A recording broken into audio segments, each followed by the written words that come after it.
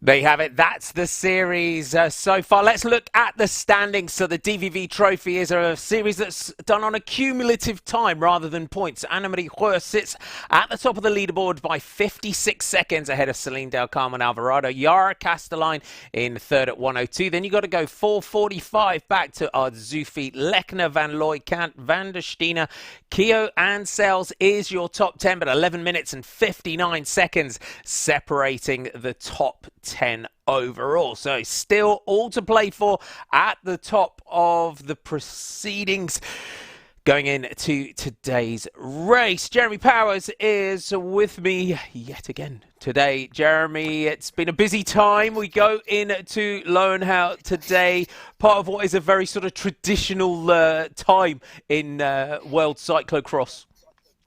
Yeah, it's a fantastic time to be a cyclocrosser. We're part of the cyclocross stage race, also known in Belgium famously as the cursed period. It's a lot of races that happen during the Christmas period, and it's a great time to be a cyclocrosser. You get in a ton of races, back to back, lots of spectators, and a lot of people coming out to watch and be fan of the sport. So if you're a rider, this is the time to be going good. And, of course, the fans are going to be out in force today. The much-anticipated return of Wout van Aert in the Elite Men's a little bit later on. If you're joining us for the first time here on GCN Racing, we have the Elite Women's race live. We have a little bit of half-time entertainment, and then we will bring you the Elite Men's race in entirety. But talking about exciting times, Jeremy, for World Cyclocross, we had the next round of the Helen 100 race for junior women today from Loenhout. Helen Wyman, our colleague, we can call her as well, who's comes alongside us and commentates, but a great race, round 2 of the Helen 100. Last year this was a standalone race for the junior women, and what a mixed field we had. Zoe Backstead, you can see there, up in a group with Megan Monroe, Fem Van Emco and Lizzie Gonzalez, and it came down to this 4-rider leading group. Zoe coming right from a back row start on the grid up to this quartet at the head of the race, 3 juniors and a youth rider with Zoe from Story Racing, and Jeremy, the Americans well up there, Lizzie Gonzalez and Megan Monroe all in that group, and it was Lizzie Gonzalez that managed to jump clear and take the victory. Yeah, she rides for the Cannondale CyclocrossWorld.com development team. So she's technically teammates with Stephen Hyde, Caitlin Keogh, and yeah, Curtis White. So it's definitely great to be able to see her. She was just here in the United States a couple weeks ago before the National Championships, racing only an hour from my house. So I was able to see her, catch up with her father. They're very much into cyclocross and very much a racing family. So it's nice to see her over in Europe having the same success that she was having here in the States. Yeah, great victory in the Helen 100, and Helen herself caught up with Lizzie and Zoe after the race. Let's hear from them now. On the second lap, I think I was actually leading because I figured that going into some of these sections first, even if I make a mistake, that means the girl behind me will have to slow down, so I could basically ride my own race. So that's what I chose to do. And then on the last lap, I got to the front. Again, there was a couple girls that passed me on the straight, and I just rode my race, attacked on the straights because I knew some of these girls were a lot stronger than me there, and I guess it just was enough to have it at the end. Caught up to the girls a lap and a half into the 3-lap race, and going on to the finish line for the second time, basically just went past them and then crashed in one of the really, really muddy corners, and they got past me, and then just nailed myself a little bit too hard and had to sit off the back for a bit. And then going into the finish straight for the last lap, I was probably about half a second to a second off the back of the second and third place, and I went in the hoods but was meant to go in the drops, and sprinted past them as hard as I could outside all the way to the finish, and it worked. To smashing it on the bike yesterday. If you weren't with us, Zoe interviewing Marianne Vos, and what a race. And Jeremy, it's difficult to kind of put into words how important these international junior women's races are now, and Helen is doing an absolutely fantastic job in really building this and getting these junior women their own series. Yeah, it's amazing. I mean, I think, as a rider, when you're done being a pro, you're always thinking about how can I give back? How can I do something? A lot of Sven Nys has his own race that he's had for a long time. There are a lot of riders who have gone on to have events and do things that are a big part of the community and help build cyclocross to be bigger and better. That's what you want to do, right? You want to do your career. You want to pass the baton to someone else to take up the racing side of it. Then you want to help build it. So definitely, it's amazing to see Helen still involved. I've known her for a long time. She used to come here, race in the United States. We got to become friends. It's really fantastic to be able to just watch this, see this evolve, and in its kind of second year here, really full flighting and seeing the riders enjoying themselves and being able to take a nice day from it. Like all those girls are going to feel really just pumped up from being able to race against each other head to head like that. And honestly, it's a little part in my heart right there just for them.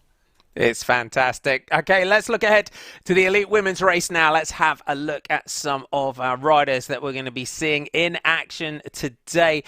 And there you have it. It's a veritable who's who, you would say, Jeremy. Sana Kant looking to kind of, she's had a win, but she's kind of not quite had the volume of victories that she's had so far this season. Annemarie Horst, Lucinda Brand, who's on phenomenal form. Eva Lechner, the Italians, are also up there as well. So it's quite, it's stacked, this field, you could call it. Definitely.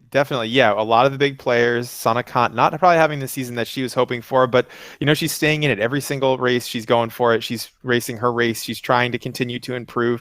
We still have the national championships and the world championships. I'm assuming that she's not happy with the way things are going. I assume she would like to have taken more victories, but Annemarie Worst, Lucinda Brand, Eva Lechner, Katie Compton, Aniek van Alphen, Catablanca Vos. We have Ruby West from Canada in there, a new name for some of the people that are watching from Canada would know. Rebecca Ferringer, Elizabeth Brando, Mary Lynn, a lot of riders here today. Yeah. Magali Rochette down there as well. Celine Del Carmen Alvarado, a lot of hitters, Marty. We got a good field here. Loenhout, I've raced it so many times, and it is one of my favorite races. They have said in the past it is one of the biggest spectator events that they have in cyclocross. So I think we're going to see a great race today. It's going to be good. Last year it was Lucinda Brand taking that from Sana Kant. But one rider who's been pushing Sana Kant recently is Aniek van Alphen. 20 years old, Aniek van Alphen. She's out warming up here on the course. Bit of a sensation. We've seen her over the last couple of seasons, haven't we? Because that distinctive red and blue kit, the camera would always go back and see her bunny hopping those barriers. And she's starting to just, again, push the likes of Sana Kant and those riders where they're going to have to start doing that if they want to challenge her.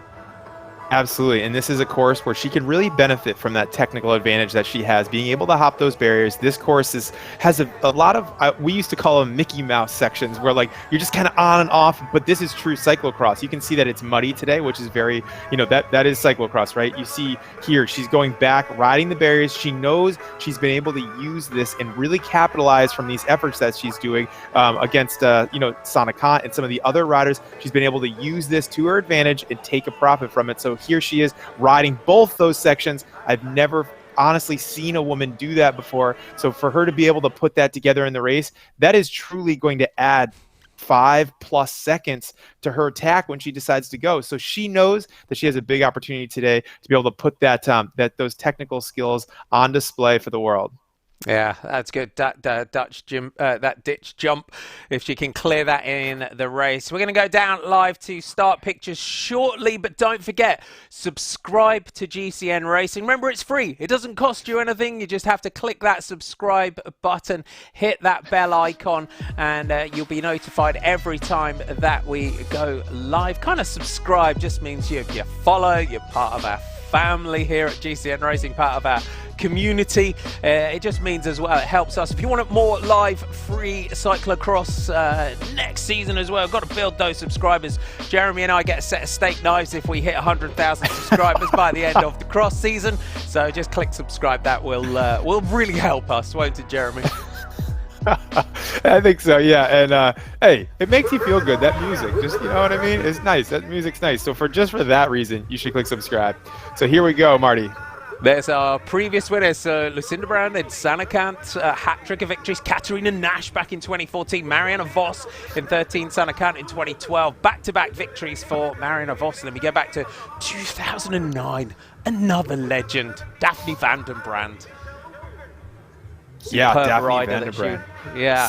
Super rider. Yeah, she's one of the ones that I remember growing up with. She had the long blonde hair. It was when women's cross was just getting going. I remember Hanke Kufernagel as well.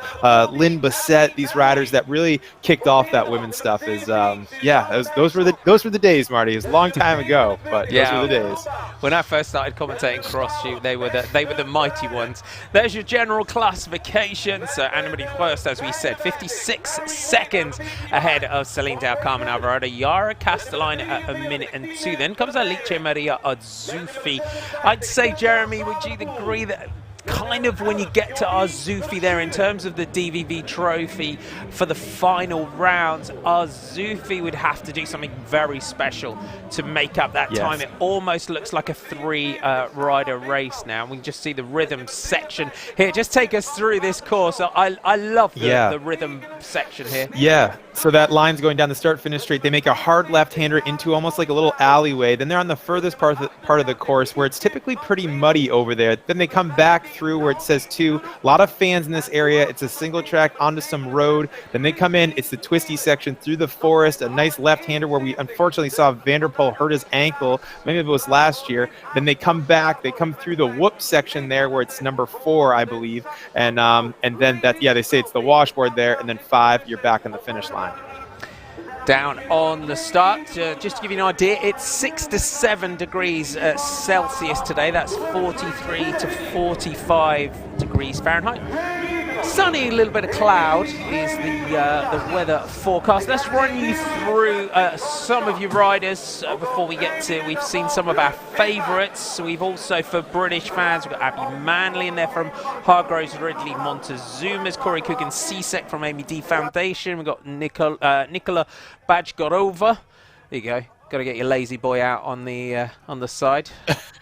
Nicely done.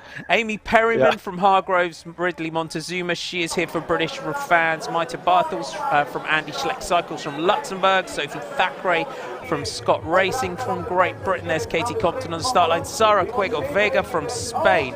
Teresa Vanikova from the Czech Republic. Letizia Borghese from Italy. Blanca Katavas from Hungary. Caitlin Kuhn from Estonia. Julia Nikolopoulos from Germany. Janine Schneider from Germany. Naomi Rugg. We've got Ruby West, Hannah Ahrensman, Rebecca Gross. We saw Marie Lynn. We've got Marilise Motors from Estonia. Emily Werner. We've got Katie Scott from Garden Shed UK Scott Verge Sport. She's wearing 64. Got Raylin Nuss from the USA. Lucia Gonzalez Blanco. We're almost ready to go. Michelle Gagan from Ireland. There's Lucinda Brand. We've got Barbara Borovica from Poland, who's also in there. Francesca Baroni from Italy, Celitalia. Rebecca Farringer and Samantha Runnels from Squid Bikes. Those are the riders. Rebecca Farringer, of course, from Conan Maxis Shimano. We are almost ready to go. Got the riders clapped and already there's Sanakant. Watch the lights. Cast the line. Katie Compton's got a good start position. Blanca Catavas second in line there. You see Marilis Motus in that champions jersey of Estonia. The lights go red and then we go green and we will be off and racing. There's Rebecca Farringer right behind there for Kona Maxis, and we are away. Yara Castro, ooh, big tumble. Riders going down there. That's delayed quite a few. It's Hurst, Alvarado, have a little glance back here. Looks like Los Cells has gone down there for Eco Creelan. Los Cells not having a great season at all, the Belgian rider. So you can see tough start. Magali Rochette in there in that Pan Am jersey. Just gets herself up there. Lucia Gonzalez Blanco from Spain. Just moving up in the inside. Lara Badonschott is there. Sanakant a little bit far back here on this start there for Sanakant. Yeah, a little bit far back. I think definitely some touching of the wheels there. I saw Sammy Runnels and Low Cells also going down, so that's not good. You know, when the bunch gets a little sketchy there on that start straight, it is very fast depending on the wind. You know, this is still a road section here as they twist through. Now they're hitting the dirt, so it is kind of one of those ones where you want to make sure you're up in the front. So this is not a good start for Sanakant today. Not until Katie Compton powering through. Going down there. Brandon Castelline have gone down. Lechner is delayed and everyone just coming to a halt there. The bottom of the bridge. Lucinda Brand, Yara Castelline, Ava Lechner, Blanca Catavas, and that's given 4 riders here. So a couple of tumbles, 5 riders. Magali Rochette just going a little bit squirrely there. Mount Captains, number 10, Sana Kant is there. Then the next rider, Francesca Baroni. Not something you see very often there. Riders going down on the entrance to the bridge. Almost looks like the mud getting a little bit deep at the bottom of there. Yeah, you don't typically see it.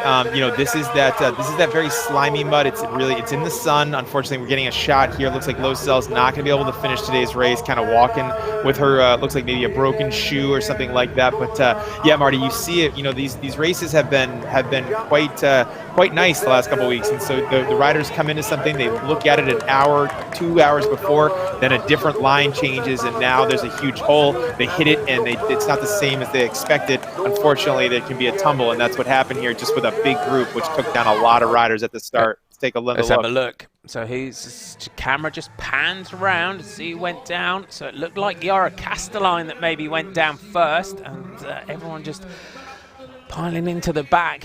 As Lara Vidonschott gets through. Everyone just trying to come to a halt there. Back to the head of the race. And it's Celine Alvarado from Katie Compton, Anne-Marie Hurst, Lucinda Brand. Trying to get herself going here, and she's got to get back round towards the pits here. Lucinda Brand. She's not looking good there. That's unfortunate. I'm not happy to see Brand there. Looks like she's in a bit of pain as well, trying to move things. Looks like they when they hit the deck, they kind of hit the ramp as well. It wasn't a soft landing. You're getting here pictures of Alvarado, Katie Compton, Anna-Marie Wurst. And then behind her is, let's see here, it's Sanakant, but we're still seeing here, unfortunately, Brand kind of trying to run it out, walk it off. Ah, man, I hate to see that. She's really whacked her knee there, isn't it? She's got some, on that right knee there, not looking comfortable, Lucinda Brand, trying to get round towards the pits.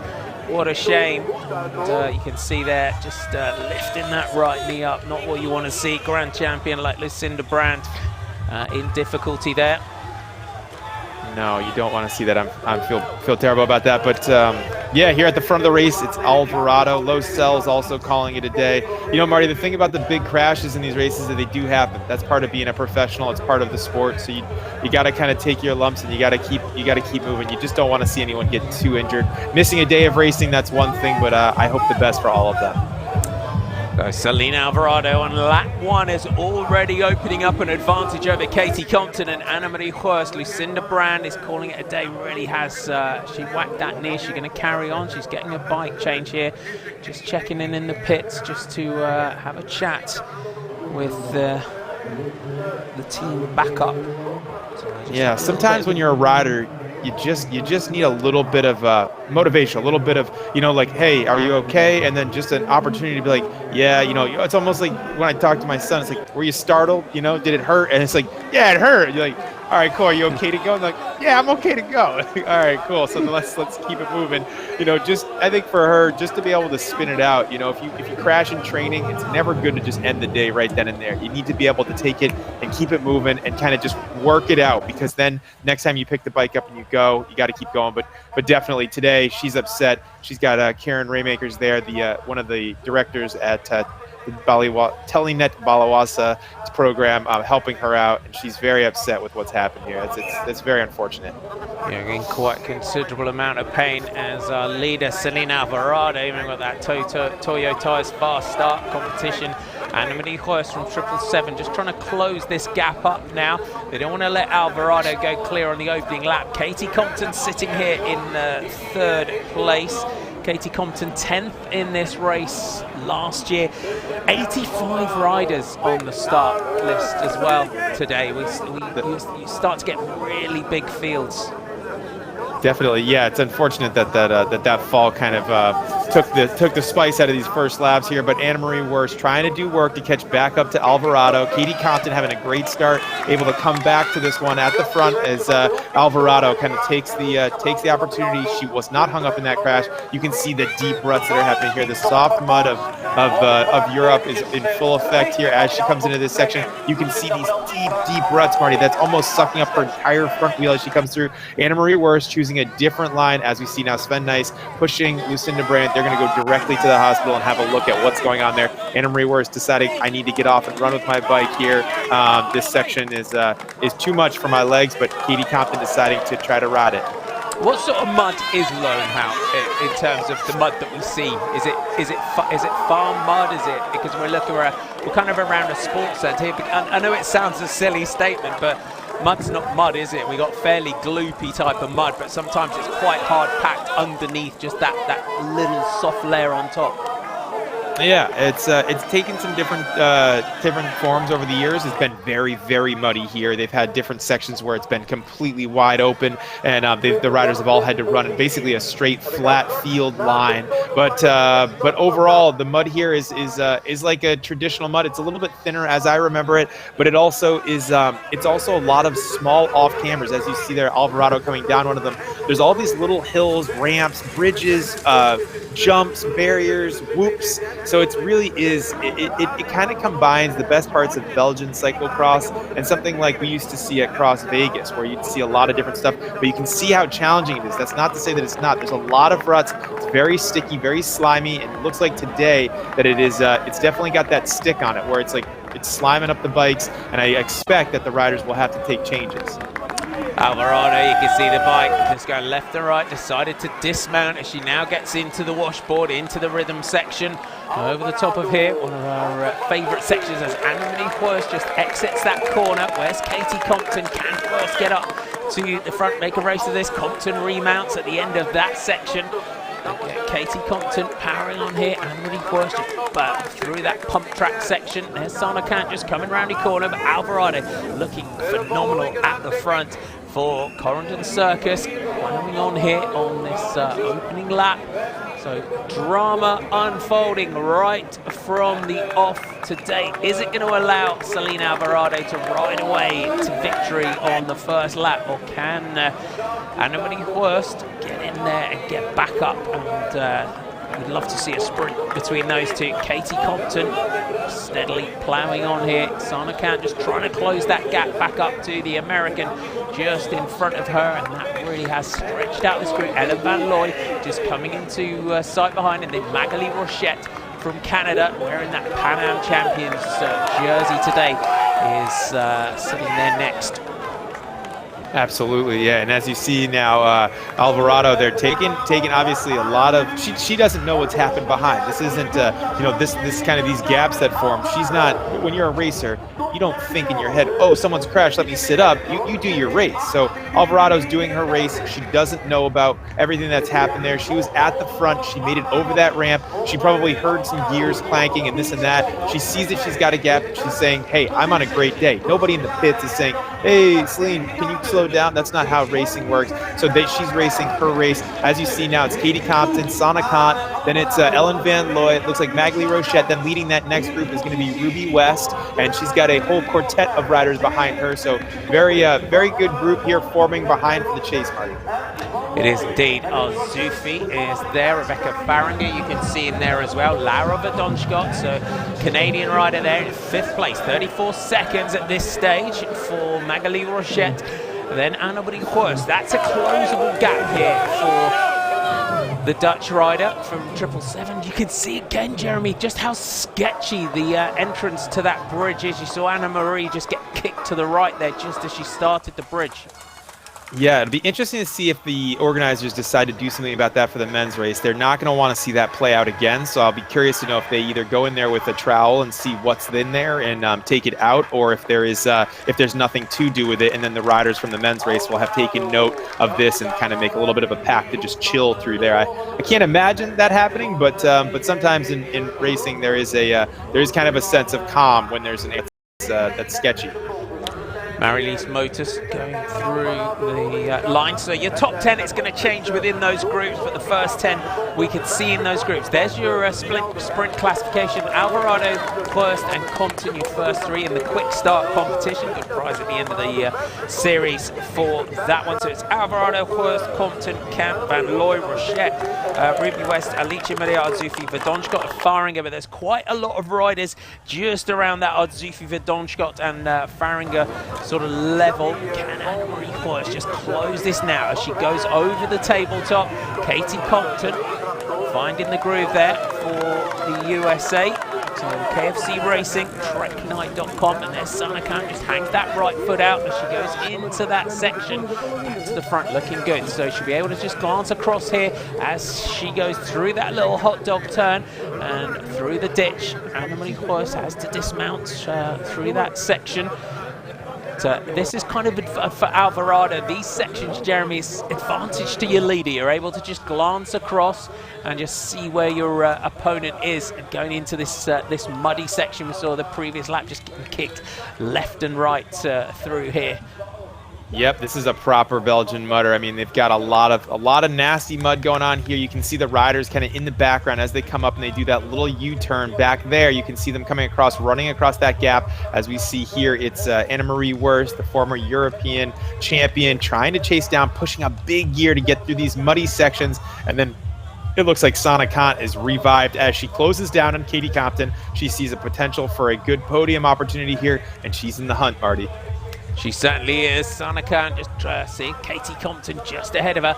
Shows the sort of temperature today, Jeremy, as well, with riders you see with Sana Khan with knee warmers on. It's got to be chilly when Sana has to cover up the knees. Definitely. I mean, sometimes, a lot of racing like these riders have been doing every day, essentially. They raced just yesterday in Zolder, which was a very fast track. Now they're coming over here and they're doing these low cadence efforts.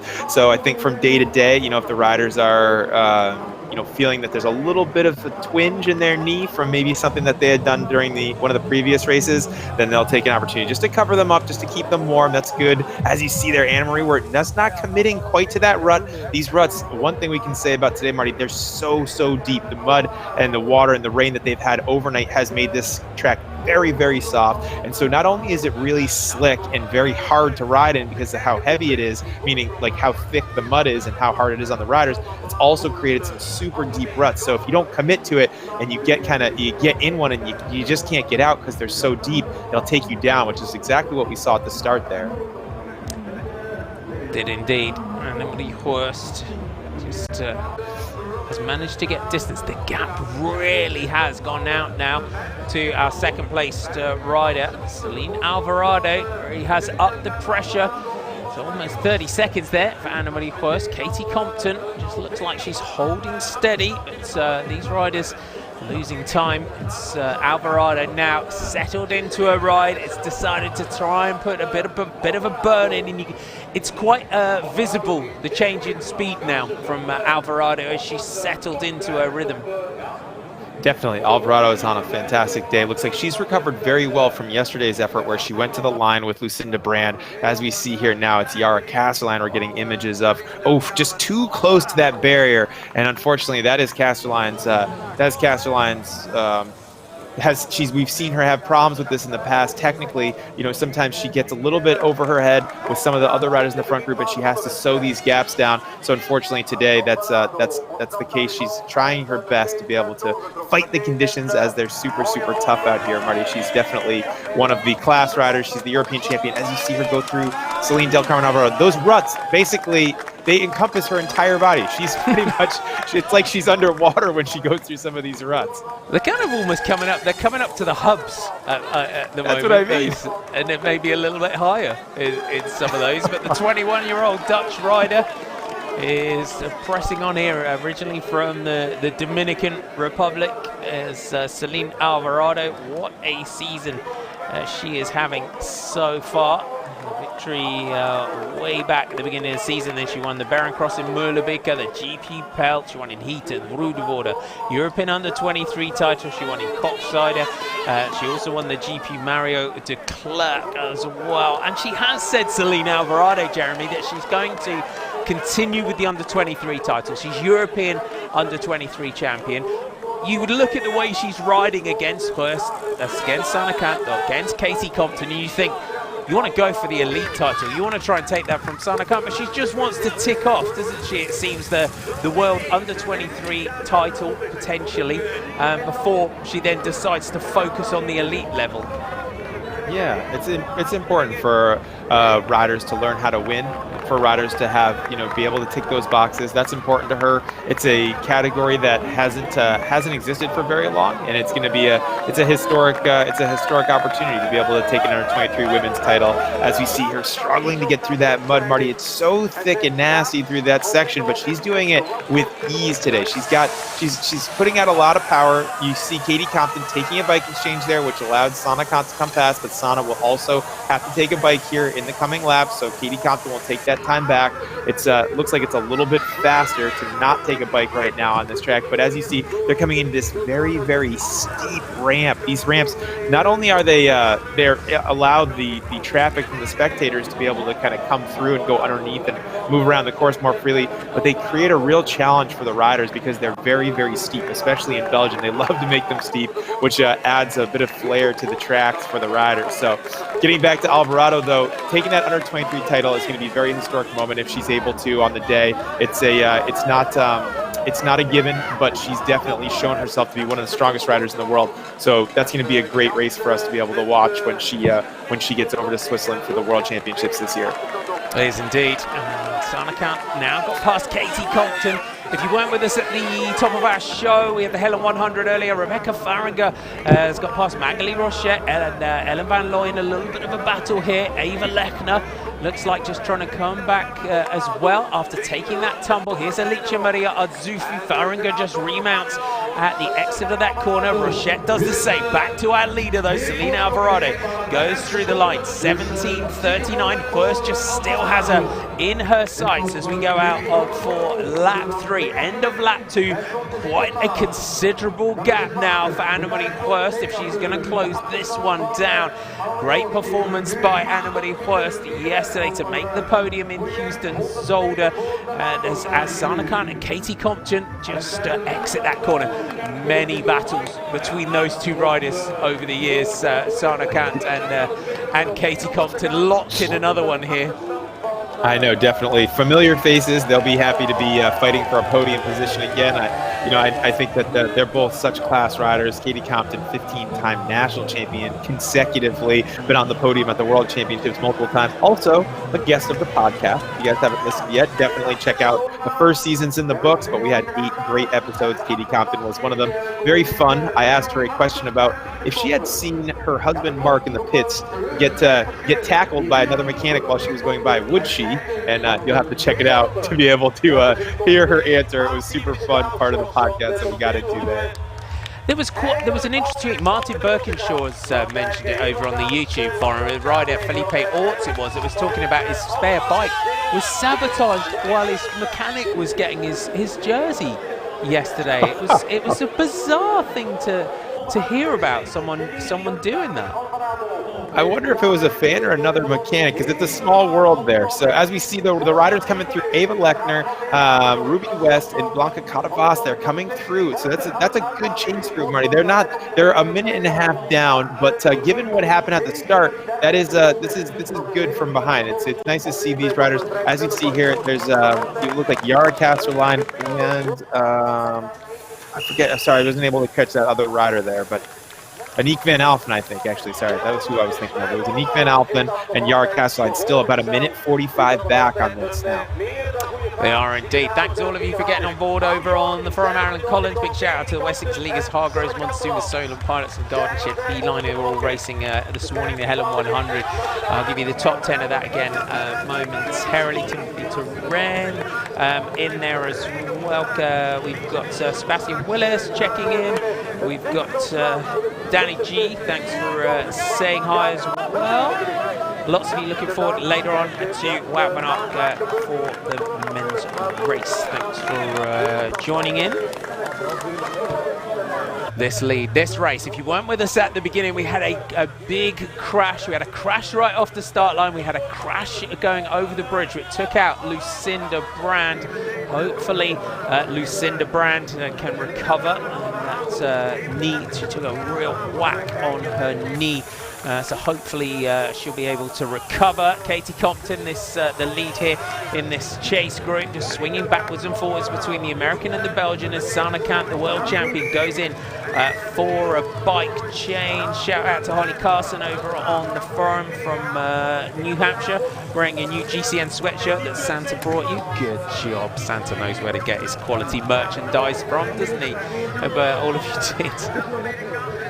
That's awesome. We're seeing our Zoopy now come back into the picture, and then that chase group with Faringer, West, and some of the other riders there coming back into the picture there just in that long shot, but it's Alvarado at the front. My good friend Alec Donahue, who's hanging out in Worcester right now, giving the nod last night. When I was visiting him, he said that he thought Alvarado was going to take the win, so it's good to see him checking in, and just want to throw him a little shout out. But Alvarado bending the tape, as I like to say, Marty. She's using the entire course, and she's on a good tear as she goes through here. Very focused. She does look like, even though she was able to take that opportunity at the start with the other riders crashing, I have to say it looks like she's on the best day. When I look at her focus and I look at her form and the way that she's riding this track, she's really doing it with a lot of passion today, Mark. She's really focused, and she just looks good on the bike. She does indeed, as she has done for a lot of the season. It's good as well to see Alicia Maria Adzufi starting to get up there as well. She's had the best races recently. It almost seemed like she's been struggling with her starts a little bit recently.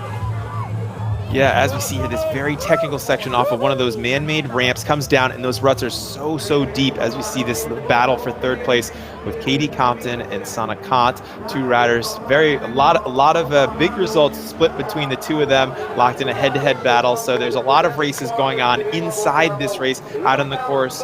If you're just joining us, there was a big start at the beginning of the race, which took down a lot of the riders and created some big gaps. Alvarado, not part of that, able to take a big lead and has run with this. She's running some of the fastest lap times of the day, and that has not slowed her down one bit, as we see a big performance and a bit of a time trial going on from Alvarado on this very fast, muddy, slick, off-cambery Loenhout. There's Azufi just into that corner for our Italian fans, the 777 rider. So glance back, Lucia Gonzalez Blanco, you can see in the green and kind of grey-black colours. For Spanish fans, had a great day yesterday. Ava Lechner really on a charge here. The Clearfin Friestadt rider, the Italian national champion. There's your time gaps, 1:39 back to Ava Lechner. Ellen van Looy just comes into sight just ahead of Rebecca Faringer, Lara Verdonschott and Ruby West, and Magali Rochette just dropping back just a touch now.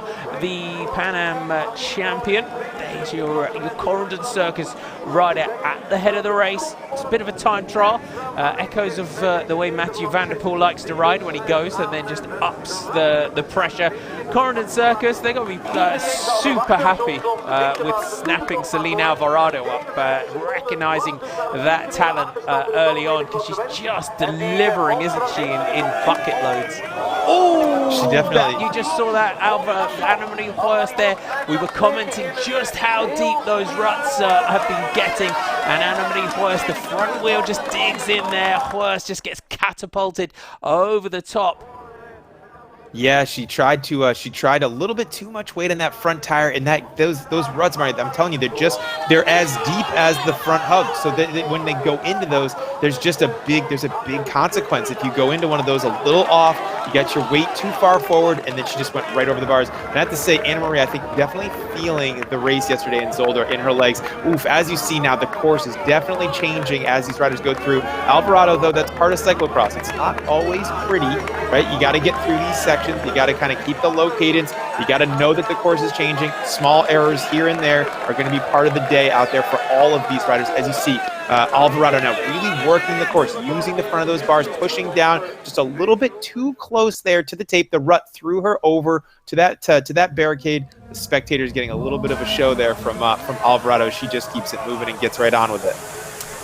Anna-Marie Huerst just dismounts for the steps. Who are you checking in over on Facebook? Rod Curtis from Virginia Beach, Darren Howard checking in, Owen Metz from Munich, Val Ward from Calgary in Canada. Thanks for saying hi. Gav Slater from Zepnat Cycles and Zepnat Racing Team, Robert Roaldi from Ottawa, William Pran from sunny Arizona, don't rub it in. Joseph Dabbs checking in as well. Jan Perlig checking in for Itabuna, Bahia, Brazil is Jan Perlig, top fan there, thanks. And Sebastian Mino as well, checking in. So thanks all of you for saying hi. Lily Greenhout is watching as well, and Bonero. Back to Katie Compton and Sana Kant. The unpredictability of the Loenhout mud, the getting into those ruts. It's just you get into one rut and it just kicks you about 10 meters to the right. Sometimes you think the line's going to take you one way and it takes you another way. The battle of the pump track there as they go through that section, through the line, lap 4 of 5 for Celine Alvarado. Just 26:20 is the time racing. Yes, and she's tearing it up. So it looks like she's got about 15-20 more minutes left in this one. Marty, she's on a good ride, but we're now starting to see the 15-time national champion, 3-time world champ Katie Compton and Sana Kant coming back into this one, looking down now, barreling down on Anna-Marie Huerst. It'll be interesting to see if that chase group has made any progress here on those two riders, but it's Alice Arzupi. Here we go, Ava Lechner. We're seeing Ruby West here, as well as, not sure, maybe that was Lara Verdonschott. So good riders behind, Marty. There are indeed. There's Blanca Catavas. Here comes Rebecca Faringer. Here's Magali Rochette, today wearing her Pan Am jersey. Yesterday she was in the colours of her Canadian jersey. Is it just kind of a sponsor thing sometimes? If you've got enough jerseys to race in, or you just get to choose? When you wake up and you feel like being the Continental champ or the Canadian champ. She's both, so that's beautiful. But definitely the lead Canadian today, though, is not Magali Rochette. It's Ruby West, the young rider from up near Toronto, is a friend, and it's great to see her there up in that chase group. We can just start to see her coming into frame, having a great race today. They are indeed. The Canadian riders, they normally do a big block over at this time of year. Stay in Belgium long time. On the top of that big tabletop, you could call it, with that rhythm section, the BMX track section, these little these banks, these tabletops that we've got here. Back to your chasers. So Lechner, Verdonschot, West, Van Looy, Blanca Catavas, Faringer, Rochette, Van der Stine, Castelline, Gonzalez, Blanco are the riders just coming into sight just behind. Lechner powering on here. If you missed that at the opening of the elite women's race, drama right from the off as Sana Khan and Katie Compton tried to close up to make it a battle for second place. Low cells going down right on the start line. Then we had a big crash into the bridge, and you're seeing a few errors just creeping into Annemarie Horst. That's allowing Sana Khan and Katie Compton to come back. Yeah, it is very interesting right now for me, Marty, to be able to see the different line choices as we see Annemarie Horst here, not on her best day, if I have to say. She was taking that inside line, but you see the maturity of a rider like Sana Khan and Katie Compton, knowing that outside line is going to carry that momentum, going to give her a little bit of a better line. So just different choices there, different styles, but they were able to carry more momentum through that, and then they came back to Annemarie Horst with 1 or 2 bike lengths. You start to kind of string that out over the course, the entire 8-10 minutes of the track that they have here, and that's how they've been able to bring this gap down to Annemarie Horst. Like I said, racing multiple days in a row, going super hard yesterday on that very fast, hard, steep track over in Zolder. Annemarie Horst riding for that podium position, sprinting it out, able to get it from one of her mentors and friends, Mariana Voss. So she's definitely today. This might need an extra massage over these next couple of days as she comes in for a bike exchange. Goes into the pits for a bike change. Katie Compton and Sana Khan decide not to. Big shout out on Twitter to Banjo Cycles asking us, has Katie Scott started today? As far as I know, Katie Scott started. She was around 6th and 4th from Garden Shed UK Scott Verge Sport. Here is your leader, looking phenomenal. She's got that European Champions bike. She's the European Under-23 champion. Back to your chasers in this rutted, muddy section here. Sana Khan just controls that bike, kicking around underneath her. Katie Compton locked in on second wheel. Annemarie Horst fighting, battling with the bike here today. Absolutely, as they go through here. Sana Khan very energized through this section. You can see her technique comes out. This doesn't have, obviously she's got the power on her legs today. She's having a good ride. She's very motivated about being in this position. This is a big ride for her, Marty. I'd have to say that from the races that we've commentated on, this is my best ride that I've seen from Sana Khan yet this year. She's really come into it about halfway through this race. We saw her do really well at St. Nicholas, taking that victory, but this today against this class of riders, she's very motivated. She's got the technique down. She's able to use her skill set and her experience to be able to propel her up as she hits that big rut into this man-made steep overdrive here. They come down, and now they've got these big rutted sections that they're going to come into. If you're just joining us today, welcome aboard. We're going to get the bell next time as Sana Khan really bends the tape, as Jeremy likes to say. Annemarie Horst does the same, rides that rut. We will get the bell when we come back next time. The Azencross here in Loenhout. It's the elite women's race. Then we'll have a bit of a half-time break and then bring the elite men's race in its entirety. The general classification, Annemarie Horst leading going into today. This is important because this rider, Celine Alvarado, sitting second, 56 seconds off the lead of Annemarie Horst. So potentially Celine Alvarado is riding towards the top of the leaderboard. Annemarie Horst is chasing seconds with every lap and every pedal stroke to try and protect that lead overall. There's the gap, 126 already. Back to the second and third place riders. Horst is losing time. The GC, Yara Castelline, third at 102. Azufi, fourth at 445. So Alvarado a winner at every level today, Jeremy, in terms of the individual race here in Loenhout and moving up to the top of that leaderboard in the DVV Trofee. As you can see, she just kicks herself along there. Like I said, it's not always pretty in cyclocross. Definitely a big day for Alvarado. She's going to, looks like, potentially take the overall here now in the DVV and on top of the overall in the World Cup. As we see Blanca Catavas, they're having a hard time. These ruts are taking a lot of people by surprise today. A lot of people hitting the deck, as we see now. It looks like Rebecca Faringer. Oh, this is Blanca Catavas, unfortunately, coming down there, and we're seeing Ellen Van Looy also struggling, as well as Magali Rochette coming in the picture now. We also got a shot there of Amy Perriman wearing number 20 for Hargroves Montezuma's racing team. Here's Yara Castelline, not having quite the luck that she was having early on in the season. Really came in with a bang early on, did Yara Castelline.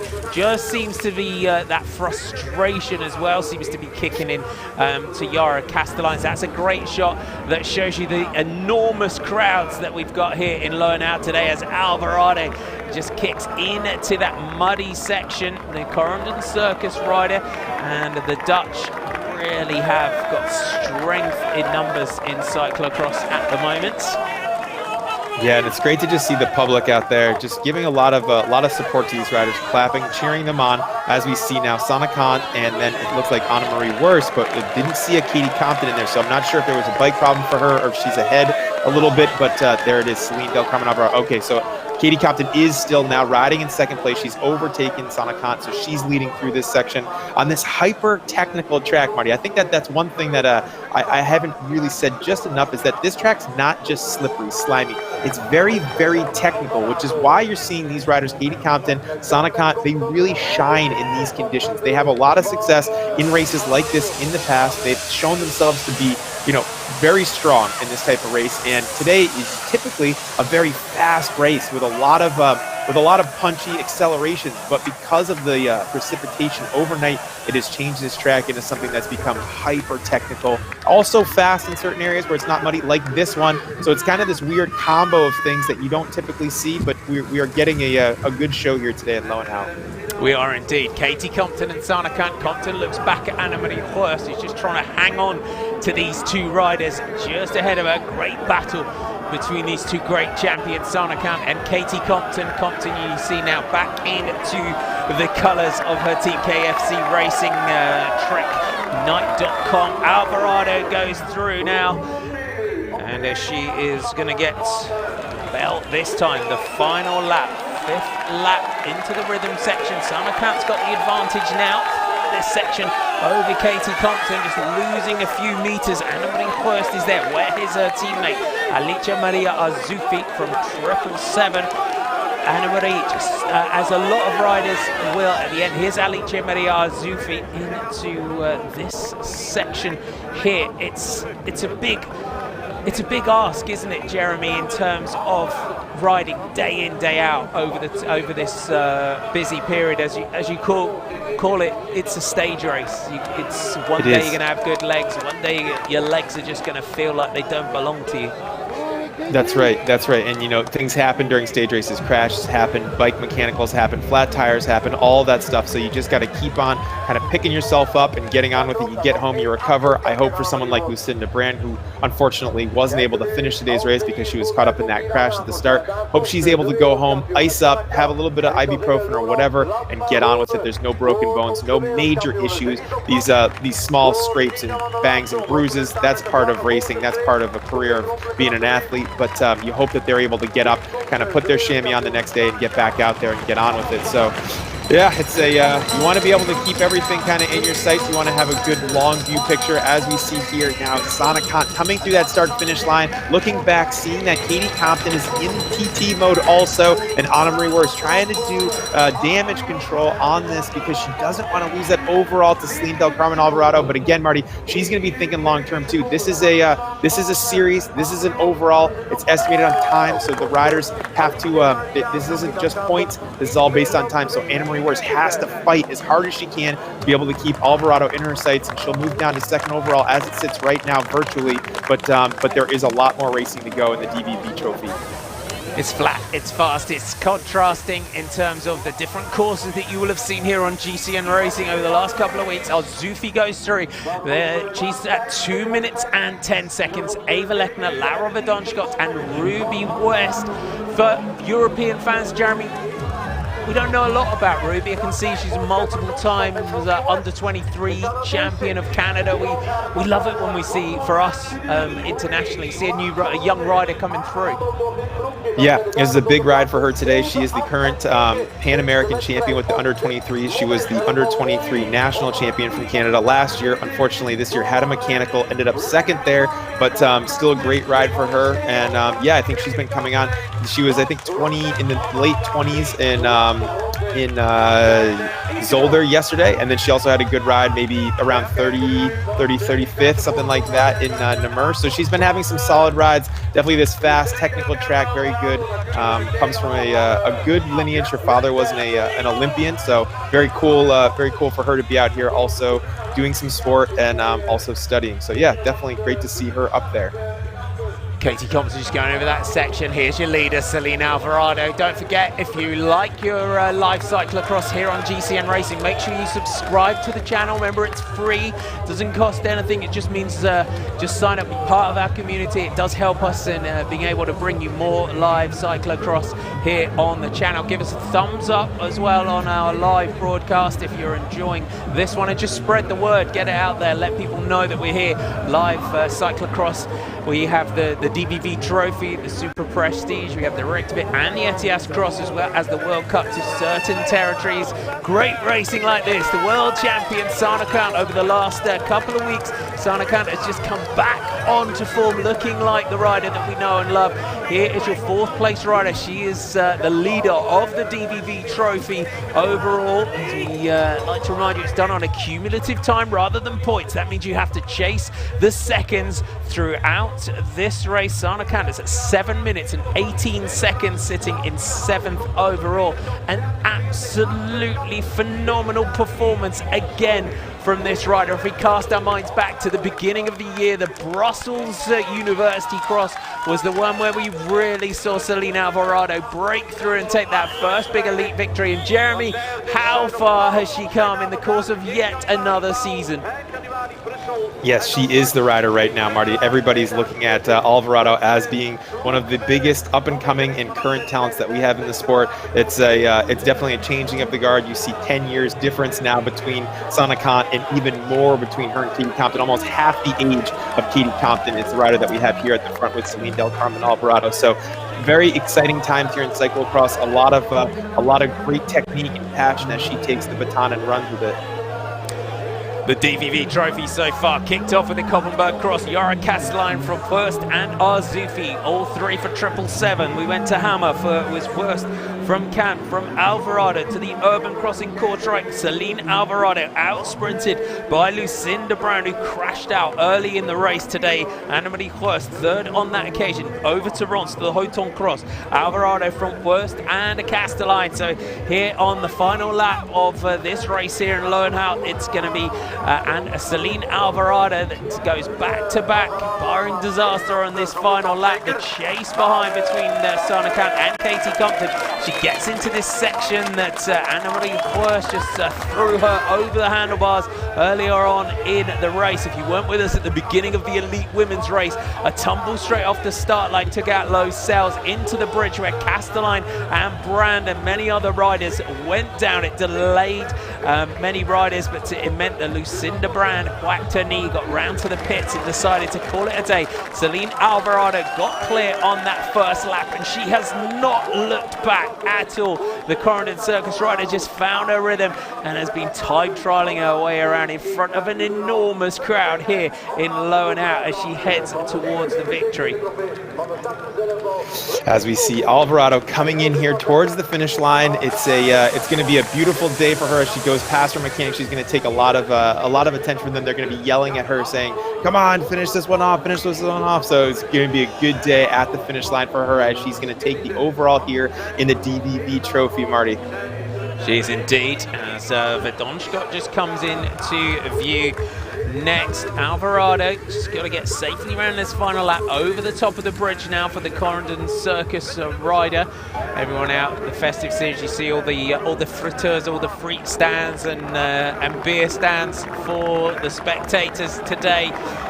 Everyone in the festive season out of the way, and then they're all out to watch the cyclocross as Sana Kant has distanced those riders behind. Can Katie Compton find her way back on this final lap and make a sprint of it as Sana Kant finds a good line through that section into the washboard, the rhythm section for Celine Alvarado. One day a rider's going to manual this, aren't they? Lift the manual up.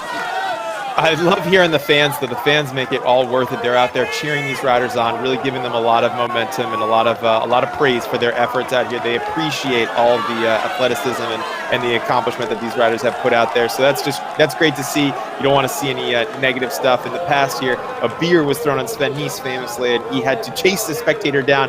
That's not the case today. Everybody cheering on Alvarado as she puts on a heck of a performance here today as she makes it to the start-finish straight. She's getting close. We had the Helen 100 earlier on today. Lizzie Gonzalez taking that from Zoe Baxter and Fem Van Empel, the top three in that race. Katie Compton battling here with Sana Kant, but the world champion as she dismounts to run the steps. The Eco Creelan rider is looking like a strong second place now for Sana Kant. Last year it was Lucinda Brand that took the victory. Today it's going to be Celine Alvarado for Coronan Circus, tucked down on the hoods, powering towards the line. Another phenomenal performance from the Dutch rider. Celine Alvarado sits up, pumps the hands into the sky. She is the winner. Sana Kant holding the second place. Katie Compton, can she stay on the bike through this section? Anna-Marie Hues chasing the seconds down here in third place. Sana Kant into the washboard. Compton has to remount at the end of that section. First has found her way back up to Katie Compton. The battle for third spot here on the podium, Jeremy, still very much alive between these two riders. Definitely, Katie Compton very much going to want to be on the podium here today as she pumps through this section, but it's Anna-Marie Wirth that's really trying to close things down. Sana Kant takes a look back. She knows that she's got second in the bag. She's going to be so happy with this result. It is definitely coming back to form for Sana Kant. She's needed this racing in her legs. She had a great ride in St. Nicholas to kick off the Christmas period, but now this battle between Katie Compton and Anna-Marie Wirth looking like it's going to come down to an exciting sprint finish as Anna-Marie Wirth just bobbing her head left and right to be able to get back onto Katie Compton's wheel here. Anna-Marie Hues gets up. Compton's got a sprint on her hands for the third spot on the podium.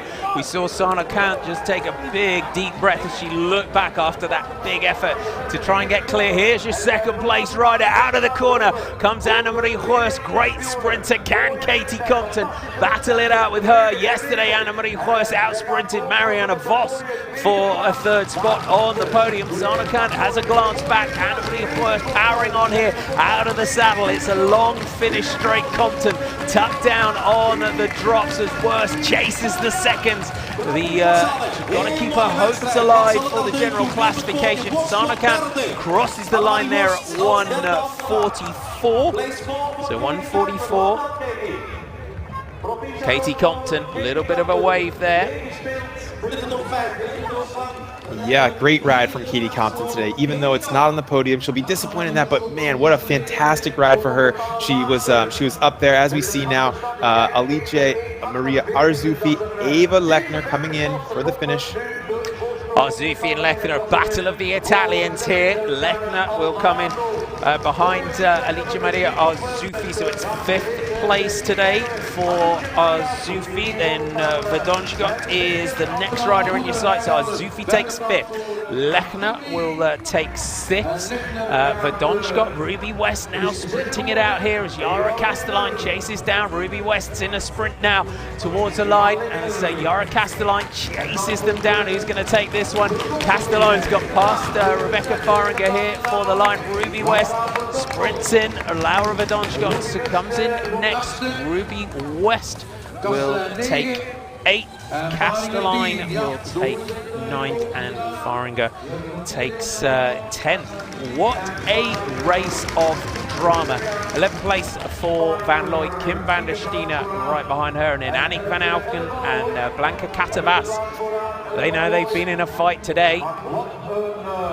Definitely have been. That was some battles out there in the race, Marty. There was a lot of going on inside, but it was this rider here, Celine Del Carmen Alvarado, with the performance of the day. Crash or no crash, she rode the fastest lap time. She was in a phenomenal day. She had great legs. Sometimes that just happens. You wake up in the morning, you get there, and you've got the legs. And then we're seeing Aniek Van Alphen come in there for 13. Not the day she was hoping for, I'm assuming. Not at all. We saw her out pre-riding that course to see the Italian getting herself up there. De rollen helemaal om. Dit had niemand zien aankomen. Nee, ik zou eigenlijk ook niet. Tenminste, mijn plan was om vandaag te rijden voor het klassement, alles te geven. Maar ik wist niet dat het al zo snel, dat ik het zeg maar een hele wedstrijd moest volhouden, dat het zo snel zou gebeuren. En zeker op dit parcours, ook al lag het er dan wel zwaar bij vandaag, maar je rijdt de nummer 2 op 1.44, 1.47 voor Annemarie Worst. Is dit dan jouw beste cross van het seizoen? Ja, misschien wel. Inderdaad, het was een hele snelle cross, ondanks dat het zo zwaar was.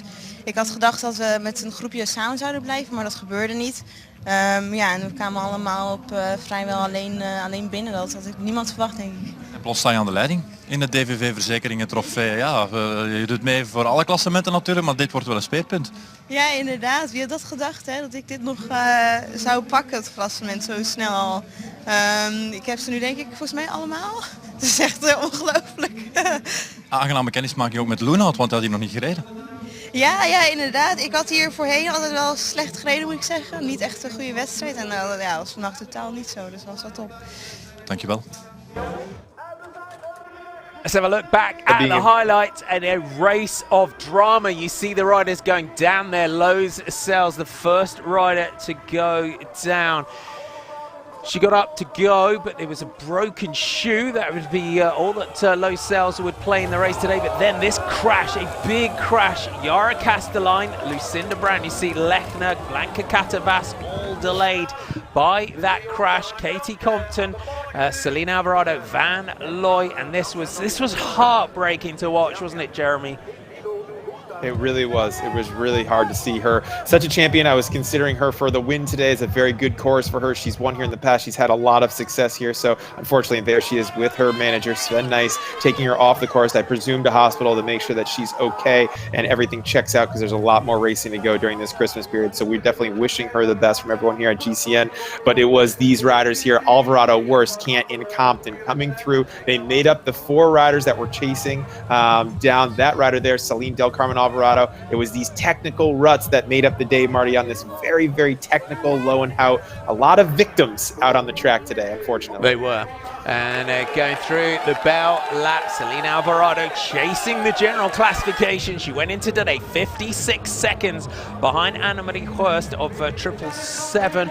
And she came into the finish, adds her name to a roll call, including Daphne van der Brand, Marianne Vos, Katarina Nash, and Lucinda Brand. Sana Camp crossing the line there in second place.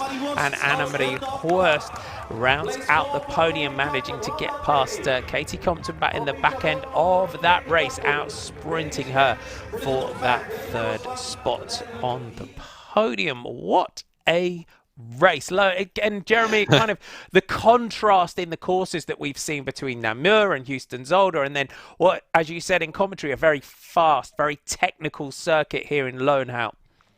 Yeah, it's always very fast and technical. There's a lot of different little features that you have to go through. There's a lot of little gaps that you have to jump, the whoop section. Then there's of course, these huge, deep technical ruts, all these man-made steep embankments and drops. It's like a carnival of cyclocross.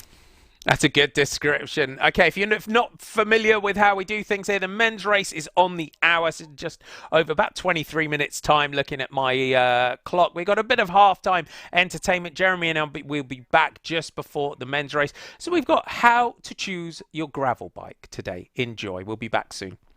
So you're thinking of buying a new gravel bike. Which one to get can be a difficult decision because there are a lot of different types. So we got together with Shimano, who this year launched the first gravel-specific group sets, GRX, to put together this video to help to guide you through the maze. Because actually, once you understand just a few key points, the whole thing begins to make sense, and you'll be able to choose the right bike for you. And it doesn't matter what your budget, the principles remain the same.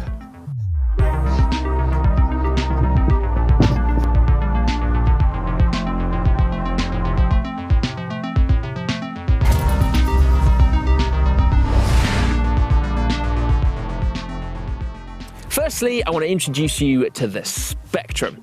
Some gravel riding is basically just road riding, but browner. And some gravel is not gravel at all. It's actually just mountain biking. So the spectrum then is the spread of all the terrains and surfaces that span road to mountain bike. And it's relevant because while a gravel bike is truly a great do-it-all bike, some perform better at one end of the spectrum than the other. Now, happily, most do fall somewhere in the middle. But how do you know? Well, I'm going to give you some pointers. Firstly, clearance, because tyre size is probably the biggest factor governing a bike's ability on different surfaces.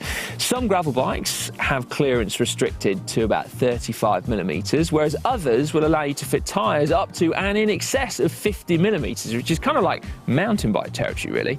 Although, in the words of our own J-Pow, Jeremy Powers, there's nothing you can't handle on a 40mm wide tyre like this one. Which is true. However, you might find that on really rough and long days out in the saddle, you might want an even wider tyre than that, just to add a little bit more comfort, the ability to run lower pressures. Plus, you're also able to relax a little bit more when you're going faster on rougher terrain, because there's much less chance of you puncturing and dinging your wheels. Some gravel bikes actually have a bit of a party trick in that you can fit smaller diameter 650B wheels and then correspondingly much fatter tyres. And that really does add to their versatility, but you've obviously got to buy 2 pairs of wheels. Basically though, more tyre clearance means more versatility, but there is a trade-off, and that is that less tyre clearance can mean that a bike feels a little bit more zippy, a little bit more like a road bike, but on steroids, which doesn't sound like a bad thing. Linked into that road bike feel, we also need to talk about the position that the bike puts you, the rider, into. So a road bike does tend to be quite long and quite low. It's faster because it makes you more aerodynamic. If you're doing longer or even multi-day rides, then you tend to want to be a little bit higher up and perhaps a little bit shorter to increase the comfort. And the same is true for riding off-road as well, except in that instance it's less about comfort and more about improved control. And you'll see when you start to look at gravel bikes that actually the geometry of them can vary quite significantly depending on which end of the spectrum it's on. So either fast and racy or slow and relaxed, or like in this instance, the Orbea Terra, it kind of fits in that middle ground in that it can kind of go either way.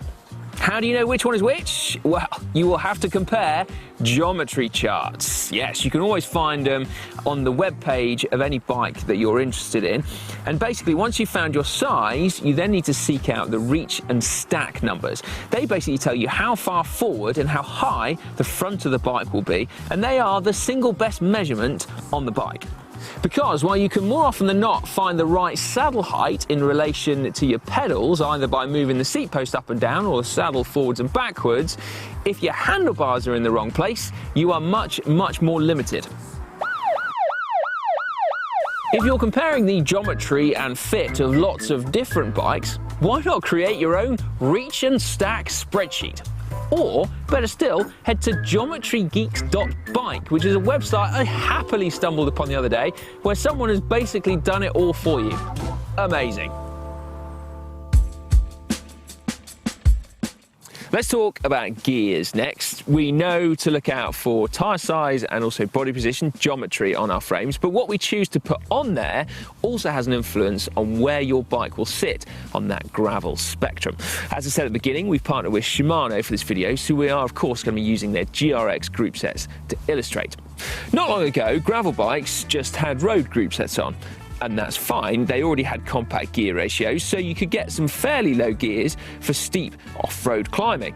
So it's fair to say then you don't need anything specific, except for disc brakes, which for me are an essential, having the ability to have predictable, consistent braking no matter what the road surface nor the weather conditions. And also, they place 0 restrictions on tyre width, just us fat bikers.